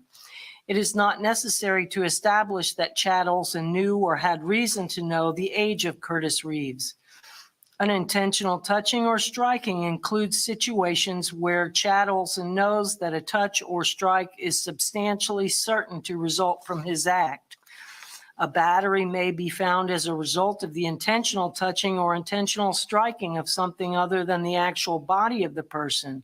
However, the object that is touched or struck must have such an intimate connection with the person that it is to be regarded as a part or as an extension of the person. A person is justified in using deadly force if he reasonably believes that such force is necessary to prevent imminent death or great bodily harm to himself or another, or the imminent commission of an aggravated battery against himself or another. And I'll now instruct you of the elements of aggravated battery. The crime of aggravated battery involves the following elements. The first element is a definition of battery. 1, Chad Olson actually and intentionally touched or struck Curtis Reeves against his will or intentionally caused bodily harm to Curtis Reeves. 2, Chad Olson, in committing the battery, A, intentionally or knowingly caused great bodily harm to Curtis Reeves or permanent disability to Curtis Reeves or permanent disfigurement to Curtis Reeves, or B, used a deadly weapon. A deadly weapon is any object that will likely cause death or great bodily harm if used or threatened to be used in the ordinary and usual manner contemplated by its design and construction. An object not designed to inflict bodily harm may nonetheless be a deadly weapon if it is used or threatened to be used in a manner likely to cause death or great bodily harm. Unintentional touching or striking includes situations where a defendant knows that a touch or strike is substantially certain to result from his or her act. A battery may be found as a result of the intentional touching or intentional striking of something other than the actual body of the person. However, the object that is touched or struck must have such an intimate connection with the person that it is to be regarded as a part or as an extension of the person. In deciding whether Curtis Reeves was justified in the use of deadly force, you must judge him by the circumstances by which he was surrounded at the time the force was used. The danger facing Curtis Reeves need not have been actual. However, to justify the use of deadly force, the appearance of danger must have been so real that a reasonably cautious and prudent person under the same circumstances would have believed that the danger could be avoided only through the use of that force. Based upon appearances, Curtis Reeves must have actually believed that the danger was real. If Curtis Reeves was not engaged in an unlawful activity and was attacked in any place where he had a right to be, he had no duty to retreat and had the right to stand his ground and meet force with force, including deadly force, if he reasonably believed that it was necessary to do so to prevent death or great bodily harm to himself or another, or to prevent the commission of a forcible felony. In considering the issue of self-defense, you may take into account the relative physical abilities and capacities of Curtis Reeves and Chad Olson. If, in your consideration of the issue of self-defense, you have a reasonable doubt on the question of whether Curtis Reeves was justified in the use of deadly force, you shall find Curtis Reeves not guilty. However, if from the evidence you are convinced beyond a reasonable doubt that Curtis Reeves was not justified in the use of deadly force, you shall find him guilty if all the elements of the charge have been proved. Aggravated battery. To prove the crime of aggravated battery, the state must prove the following two elements beyond a reasonable doubt. The first element is a definition of battery. 1, Curtis Reeves actually and intentionally touched, or struck Nicole Olson against her will. 2, Curtis Reeves, in committing the battery, A, intentionally or knowingly caused great bodily harm to Nicole Olson or permanent disability to Nicole Olson or permanent disfigurement to Nicole Olson, or B, used a deadly weapon. She's not shaking and A jumping. deadly weapon is an object, any object that will likely cause death or great bodily harm if used or threatened to be used in the ordinary and usual manner contemplated by its design and construction. Great bodily harm means great as distinguished from slight, trivial, minor, or moderate harm, and as such does not include mere bruises. Possession of a firearm and discharge causing great bodily harm or death. If you find that Curtis Reeves committed aggravated battery and you also find beyond a reasonable doubt that during the commission of the crime, he discharged a firearm and in doing so caused great bodily harm or the death of Nicole Olson, you should find Curtis Reeves guilty of aggravated battery with discharge of a firearm causing great bodily harm or death. Great bodily harm means great as distinguished from slight, trivial, minor, or moderate harm, and as such does not include mere bruises. If you find that Curtis Reeves committed aggravated battery, and you also find beyond a reasonable doubt that during the commission of the crime, he discharged a firearm, you should find that Curtis Reeves guilty of aggravated battery with discharge of a firearm. If you find that Curtis Reeves committed aggravated battery and you also find beyond a reasonable doubt that during the commission of the crime, he actually possessed a firearm, you should find Curtis Reeves guilty of aggravated battery with actual possession of a firearm. A firearm is legally defined as any weapon, including a starter gun, which is designed to or may readily be converted to expel a projectile by the action of an explosive. The frame or receiver of any such weapon, any firearm muffler or firearm silencer, any destructive device, or any machine gun. The term firearm does not include an antique firearm unless the antique firearm is used in the commission of a crime. To actually possess a firearm means that Curtis Reeves, A, carried a firearm on his person, or B, had a firearm within immediate physical reach with ready access with the intent to use the firearm during the commission of the crime. When there are lesser included crimes or attempts, in considering the evidence, you should consider the possibility that although the evidence may not convince you that the defendant committed the main crime of which he is accused, there may be evidence that he committed other acts that would constitute a lesser included crime.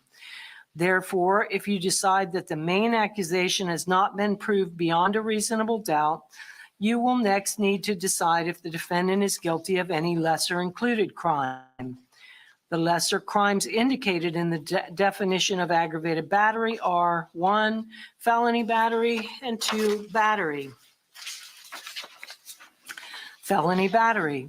To prove the crime of felony battery, the state must prove the following 2 elements beyond a reasonable doubt. 1, Curtis Reeves Take your actually hands and off your hips, intentionally Karen. touched or struck Nicole Olson against her will, and 2, Curtis Reeves caused Nicole Olson great bodily harm, permanent disability, or permanent disfigurement. Great bodily harm means great as distinguished from slight, trivial, minor, or moderate harm, and as such does not include mere bruises. Battery. To prove the crime of battery, the state must prove the following element beyond a reasonable doubt. 1, Curtis Reeves intentionally touched or struck Nicole Olson against her will, or 2, Curtis Reeves intentionally caused bodily harm to Nicole Olson. Transferred intent. If a person intends to shoot a person and in the process shoots a different person, The law transfers the intent to shoot the intended person to any person who was actually shot.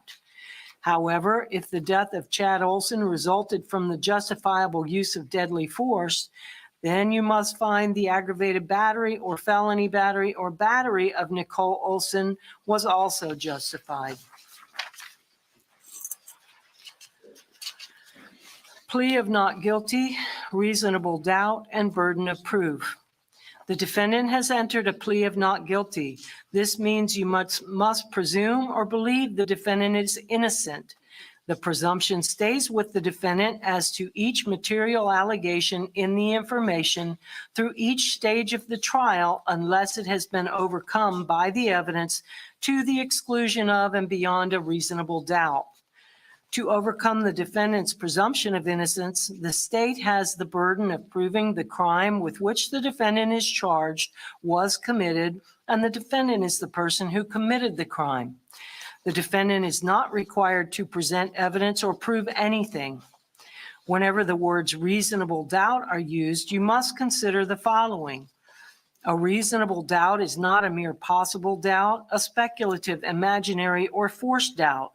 Such a doubt must not influence you to return a verdict of not guilty if you have an abiding conviction of guilt. On the other hand, if after carefully considering, comparing, and weighing all the evidence, there is not an abiding conviction of guilt, or if having a conviction, it is one which is not stable, but one which wavers and vacillates, then the charge is not proved beyond every reasonable doubt, and you must find the defendant not guilty because the doubt is reasonable. It is to the evidence introduced in this trial and to it alone that you are to look for that proof. A reasonable doubt as to the guilt of the defendant may arise from the evidence, conflict in the evidence, or the lack of evidence. If you have a reasonable doubt, you shall find the defendant not guilty. If you have no reasonable doubt, you shall find the defendant guilty. It is up to weighing the evidence. It is up to you to decide what evidence is reliable. You should use your common sense in deciding which is the best evidence and which evidence should not be relied upon in considering your verdict. You may find some of the evidence not reliable or less reliable than other evidence. You should consider how the witnesses acted as well as what they said.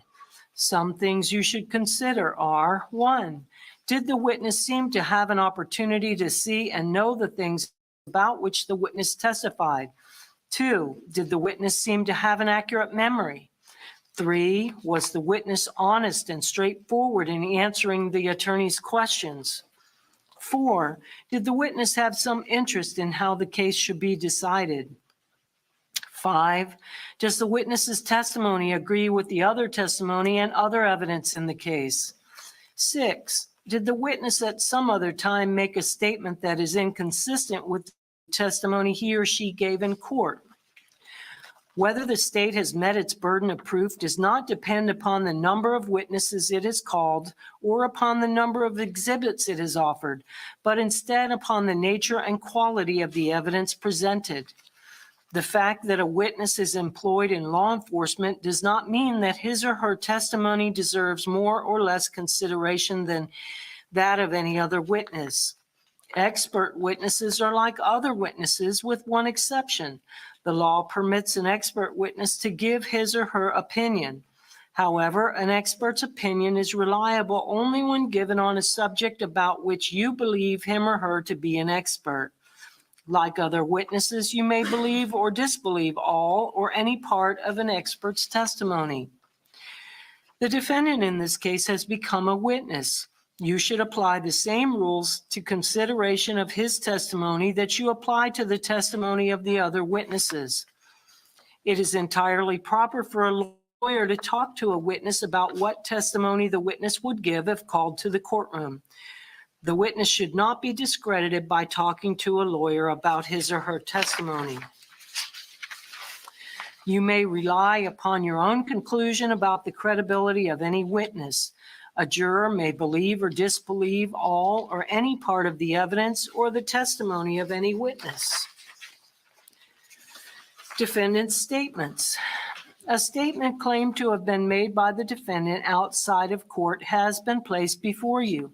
Such a statement should always be considered with caution and be weighed with great care to make certain it was freely and voluntarily made. Therefore, you must determine from the evidence that the defendant's alleged statement was knowingly, voluntarily, and freely made. In making this determination, you should consider the total circumstances, including but not limited to, 1, whether when the defendant made the statement, he had been threatened in order to get him to make it, and 2, whether anyone had promised him anything in order to get him to make it. If you conclude the defendant's out-of-court statement was not freely and voluntarily made, you should disregard it. Rules for deliberation. These are some general rules that apply to your discussion. You must follow these rules in order to return a lawful verdict. 1, you must follow the law as it is set out in these instructions. If you fail to follow the law, your verdict will be a miscarriage of justice. There is no reason for failing to follow the law in this case. All of us are depending upon you to make a wise and legal decision in this matter.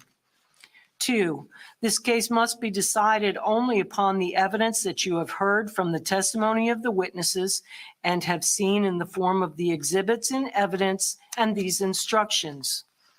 3, this case must not be decided for or against anyone because you feel sorry for anyone or are angry at anyone. 4, remember, the lawyers are not on trial. Your feelings about them should not influence your decision in this case. 5, your duty is to determine if the defendant has been proven guilty or not in accord with the law. It is the judge's job to determine a proper sentence if the defendant is found guilty.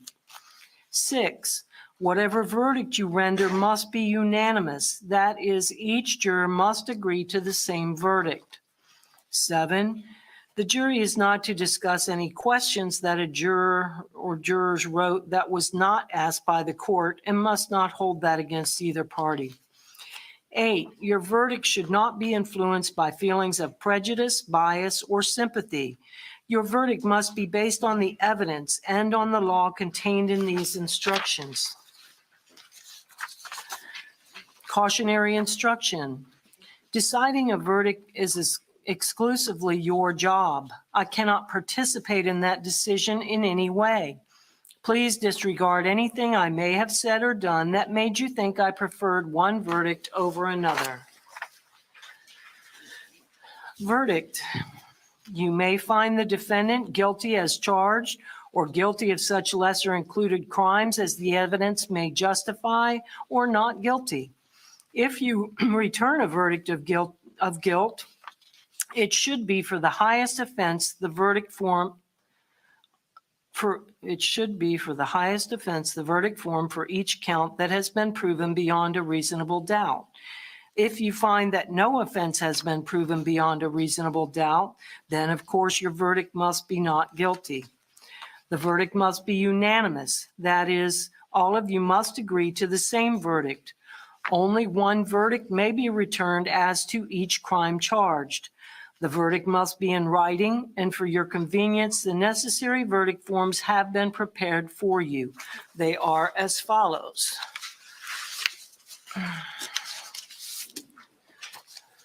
I have them here. There's 2 of them. They will go back with you with the evidence.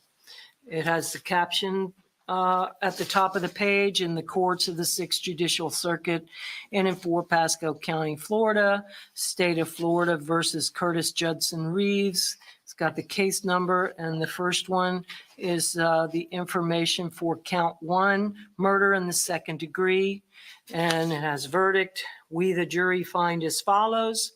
Check 1 and only 1 on this form by inserting a single check mark on the line next to the description of the verdict which you have found.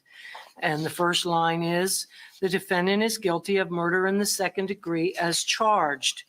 Under that, it says, if and only if you find the defendant guilty of murder in the 2nd degree, then please further find as follows. Check 1 and only 1. The first one says the defendant did discharge a firearm during the commission of the offense, and as a result of the discharge, death or great bodily harm was inflicted upon Chad Olson. The second one is the defendant did discharge a firearm during the commission of the offense. And the third one is the defendant did actually possess a firearm during the commission of the offense. Then you go to the next page. And it says, number 2, the defendant is guilty of manslaughter as included. And then it says, if and only if you find the defendant guilty of manslaughter, then please further find as follows, and check 1 and only 1. Well, there is only 1 there after that one. The defendant did personally carry, display, use, threaten to use, or attempt to use a firearm. And then the third choice is the defendant is not guilty. So say we all, this 25th day of February, 2022, then there's a line for the signature of the foreperson and the printed name of the foreperson. The second verdict form is for the second count, information for count 2, aggravated battery. It's got the same caption and the same thing, verdict, we the jury find as follows. Check 1 and only 1 on this form by inserting a single check mark on the line next to the description of the verdict which you have found. The first one has a line, number 1, the defendant is guilty of aggravated battery as charged. And then it's got the questions below that. If and only if you find the defendant guilty of aggravated battery, then please further find as follows, and check 1 and only 1. The first one says the defendant did discharge a firearm during the commission of the offense, and as a result of the discharge, death or great bodily harm was inflicted upon Nicole Olson. The second option is the defendant did discharge a firearm during the commission of the offense. And the third option is the defendant did actually possess a firearm during the commission of the offense. Hi, Claire. There's I think also you're new. page Just want to say 2, hello. the next page. That has the number 2 on it. And it says the defendant is guilty of felony battery as included. Or number 3, the defendant is guilty of battery as included. And the fourth option is the defendant is not guilty. So say we all, this 25th day of February, 2022. And again, signature of the foreperson and printed name of the foreperson.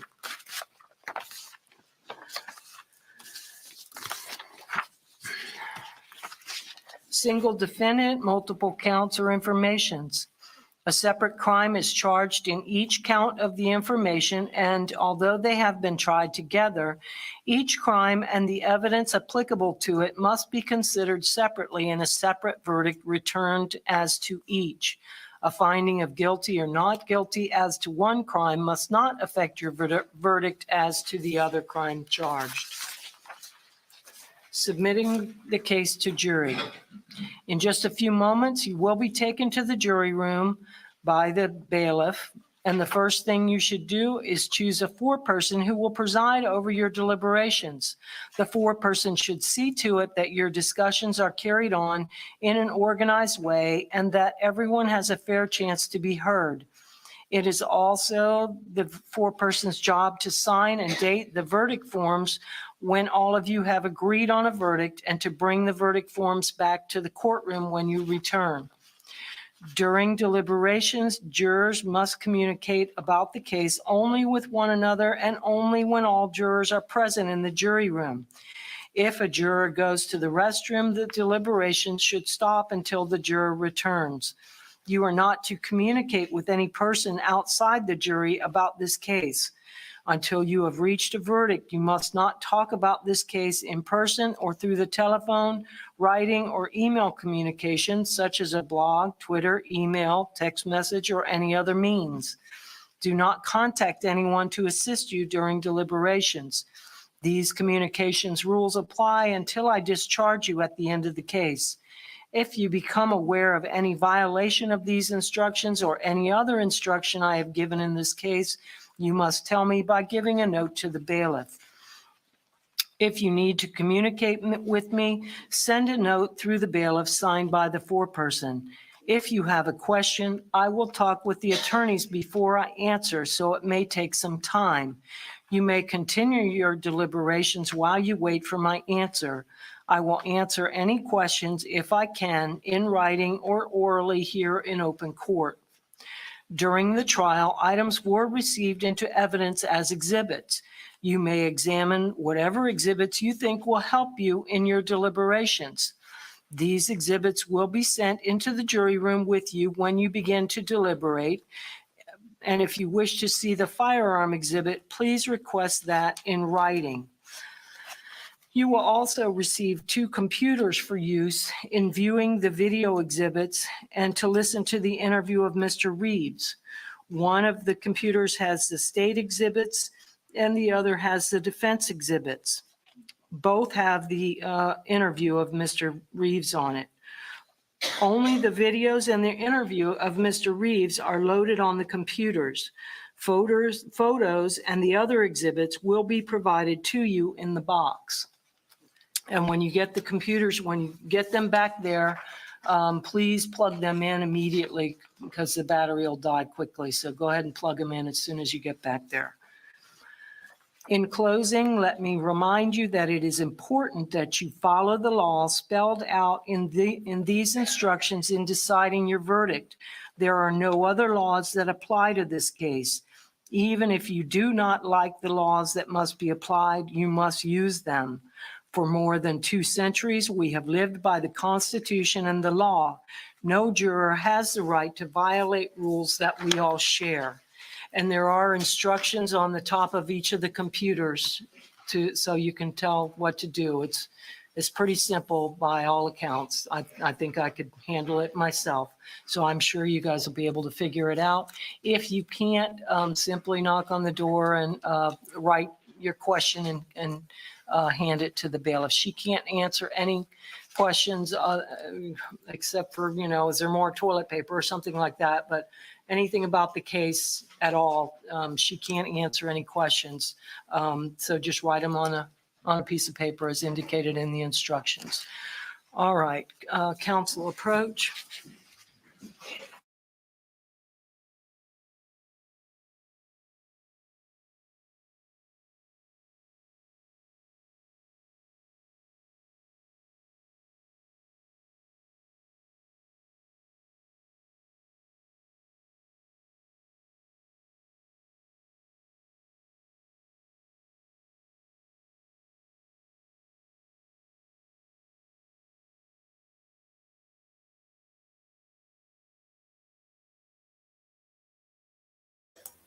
The jury instructions, I mean, they're awful and tedious and boring.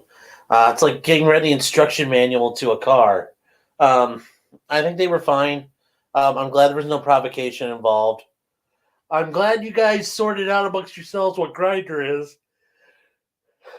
I was kind of worried where that was going to go.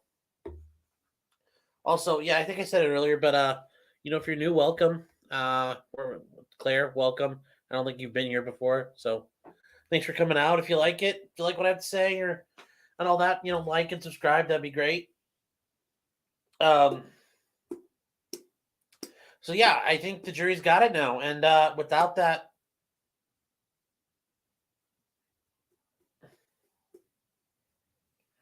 thank you, Joe.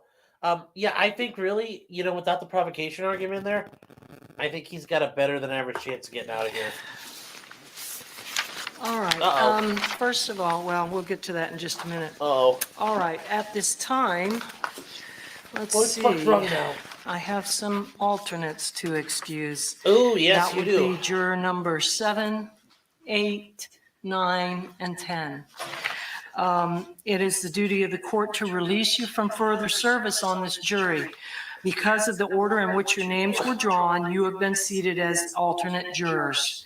It was necessary that we have you serve in case one of the other jurors was unable to complete his or her service, and fortunately, they have all been able to complete the trial. I can't let you go back in the jury room with your former fellow jurors. Oh my God, just get through You're it. welcome to remain here in Tell the them to kick courtroom if rocks you and enjoy wish their weekend. to hear the verdict. If not, you are free to go.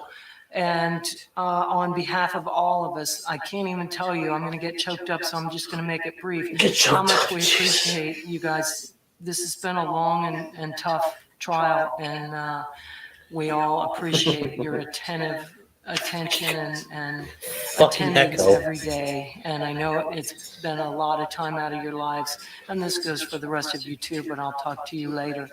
But I just want to thank you very much for You your created time a hell of and my own attention. personal You are design. now discharged from apparently. your service as jurors, which means you can do whatever you want.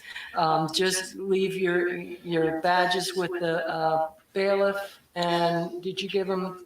You got them? Okay.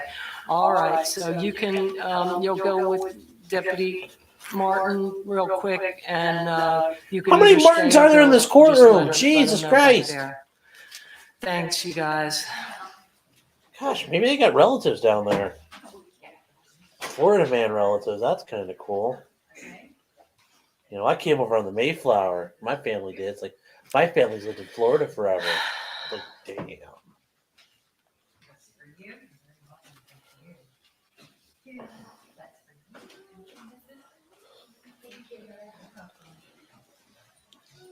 All Yes, right, Judge Chu was and, Tim Potter's judge. There's a couple errors that we noted on the instructions. So if you could pass your instructions up and I'll write on them real quick. It's just a couple of words and a number that needed to be put in there.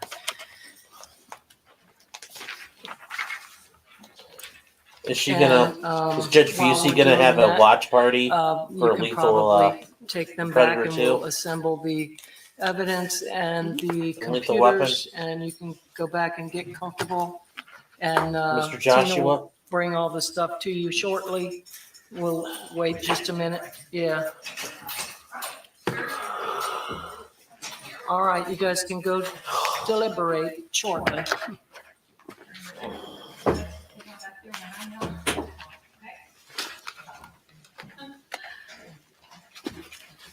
Here, I'll give 3 to each table. 3 to each table. Oh my God.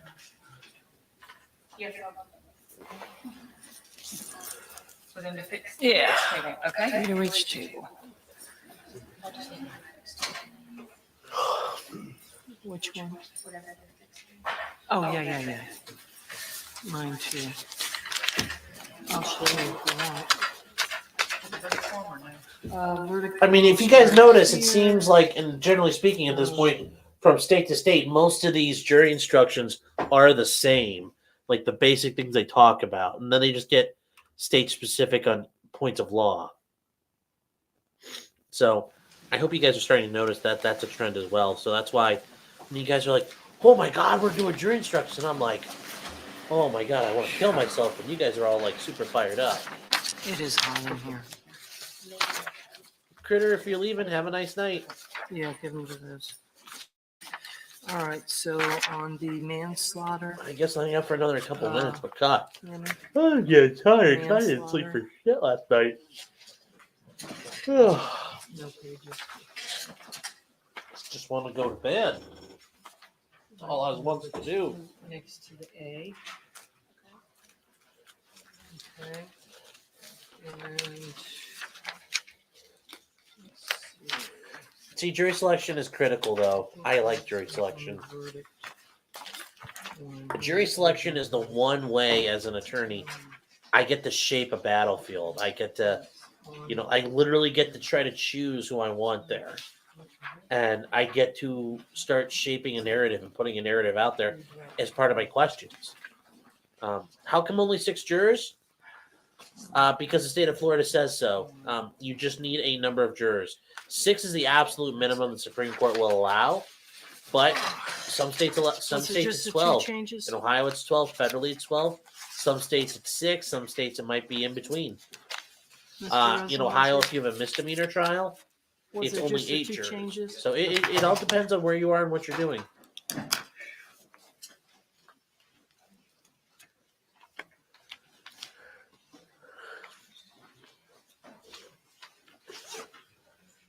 I see the most difference in states is self-defense. Well, they'll word it differently, and that's because each state has different things they allow you to do. Like Texas is different from everywhere, Florida is different from everywhere. But if you notice, Matthew, most of like the boring parts of jury instructions, they all sound the same after a while. Okay.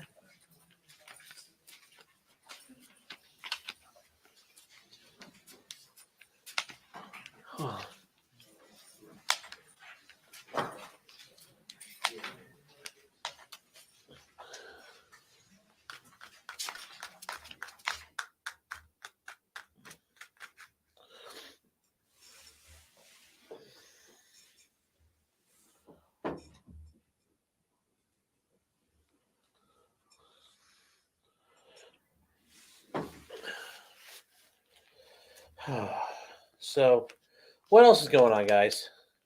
Am I right in saying if he's charged of first degree and not second degree, it'd be 12 jurors? No, it's only he gets 12 jurors if it's like a death penalty case. That's my understanding.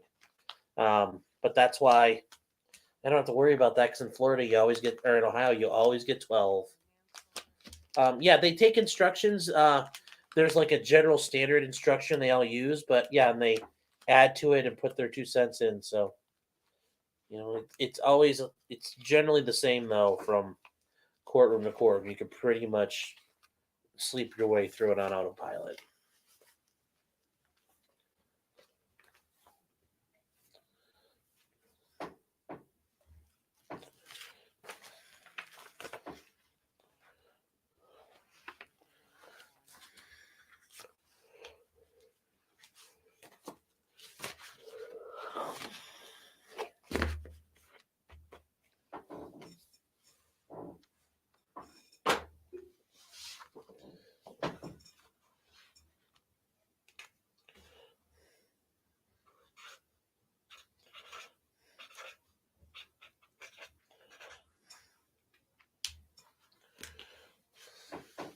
Florida does have the death penalty, yes. This would not be a death penalty eligible case, though.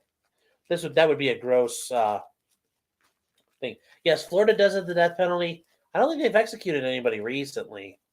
A lot of states haven't.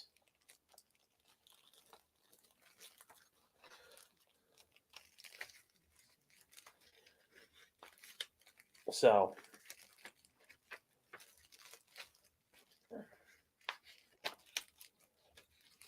Oh, Florida uses lethal injection. For a long time, Florida used the electric chair. They were one of like the last states, I'm pretty sure, that kept the electric chair going. Like Ted Bundy got the electric chair, if memory serves me correct. Yeah, jail's going to be a death penalty. Prison will be a death penalty for him. Prison takes a lot out of you. And it's just aging in general. He's almost 80, so 80 to 85, a lot can happen. I mean, couple that with jail and the stress of jail, and just jail's not fun. It's dangerous.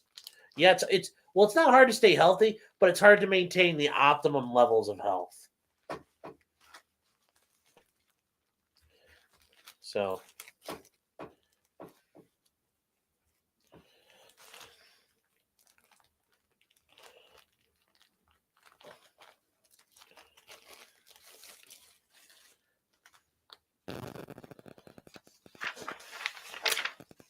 So, what did I shut it off? Right. Oh, I mean, we'll find out. But yeah, I think three hours is way too long. But those guys right there, I'll defer to them. You know why? Those old timers, they put in that dirty work, man. They've done cases, so I defer to them that they got stuff done. There's jury instructions. And it's all, and verdict forms all going back? Okay. See you, critter. Just let me know when you've delivered that to them. So, Teddy, what'll happen with young judges? I've seen judges, I know a judge. I practiced with him. He became a judge. There are judges in their 30s, but it's generally in your 40s or older. Being a judge in your 20s is really hard because a lot of states have legal requirements for you to be a judge that you practice X amount of years. Being a magistrate is a little different because you're under a judge, but generally speaking, to be a judge, you've had to have been practicing for a certain amount of time. And usually by the time you get out of law school, if you go straight through college, you're 25, 26 already. So if the minimum is 5 years, you're already in your 30s to start. But generally being like a judge, like at the minimum acceptable age, that's kind of rare. That does not usually happen.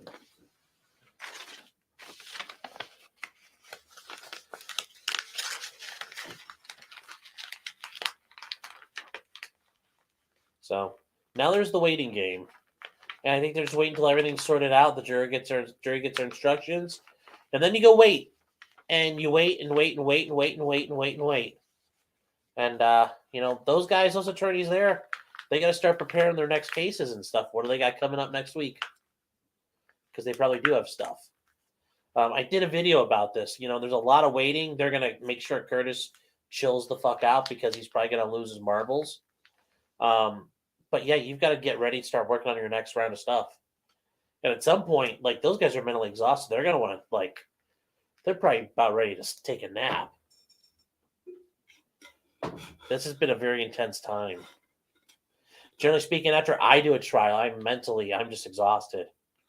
And, I want to lay down and take a nap.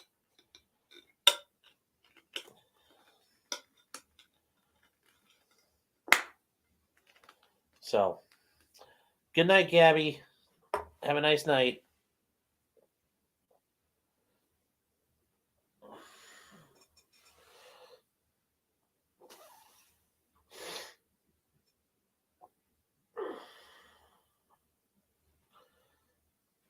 Curtis is like, man, I'd kill to watch Lone Survivor right now.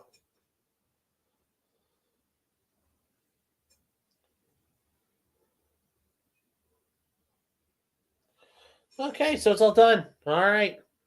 So they're all Dunsky and Funsky.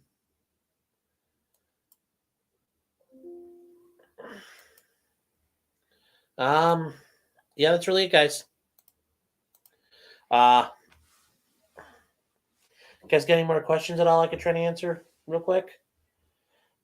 I don't have to deal with Escobar anymore. I don't know. I liked Escobar. Maybe that's just I got a shitty gauge of character. I don't know, but I didn't mind him. Just gonna put this file away. So yeah, I mean that's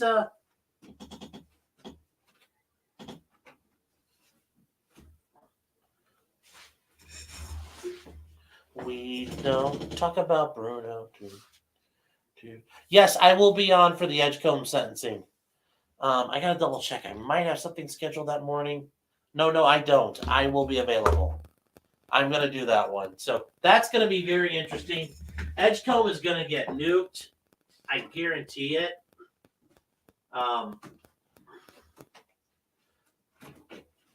It's gonna have nothing to do with how his attorneys did. It's just he shot that guy and he handed him right to. So yeah, he's gonna go away. He's gonna do a ton of time. Oh, the Rittenhouse lawsuits. Some of them he'll probably be okay on, like with Cenk Uygur and Anna Kasparian at the Young Turks. Yeah, going after them. But going after Whoopi Goldberg, I doubt it. It's really hard to get those cases. Especially after a while, once he becomes a public figure, like after the trial, when he starts showing up on TV and talking shit back, he's now a public figure. So the defamation threshold skyrockets. So I don't know about all those. There are a couple of hot judges I've seen. Like, I mean, I didn't realize you had a thing for Asians, but I mean, there are some hot judges, but generally no. See you, Ken. Will I be on Monday? Yes, I will be on Monday. I've got to take care of some things though, so I'll be popping in and out.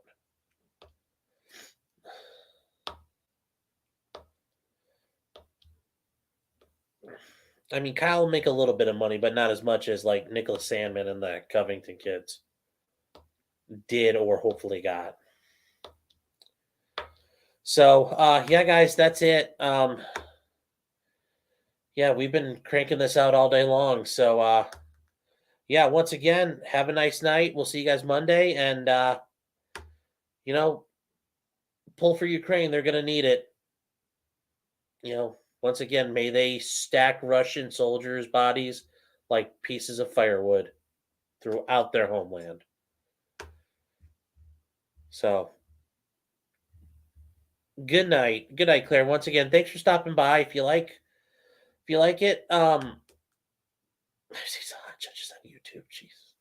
Okay, well, especially Claire. I know you're new. Like, subscribe. I'd appreciate it. And yeah, I'll see you guys later.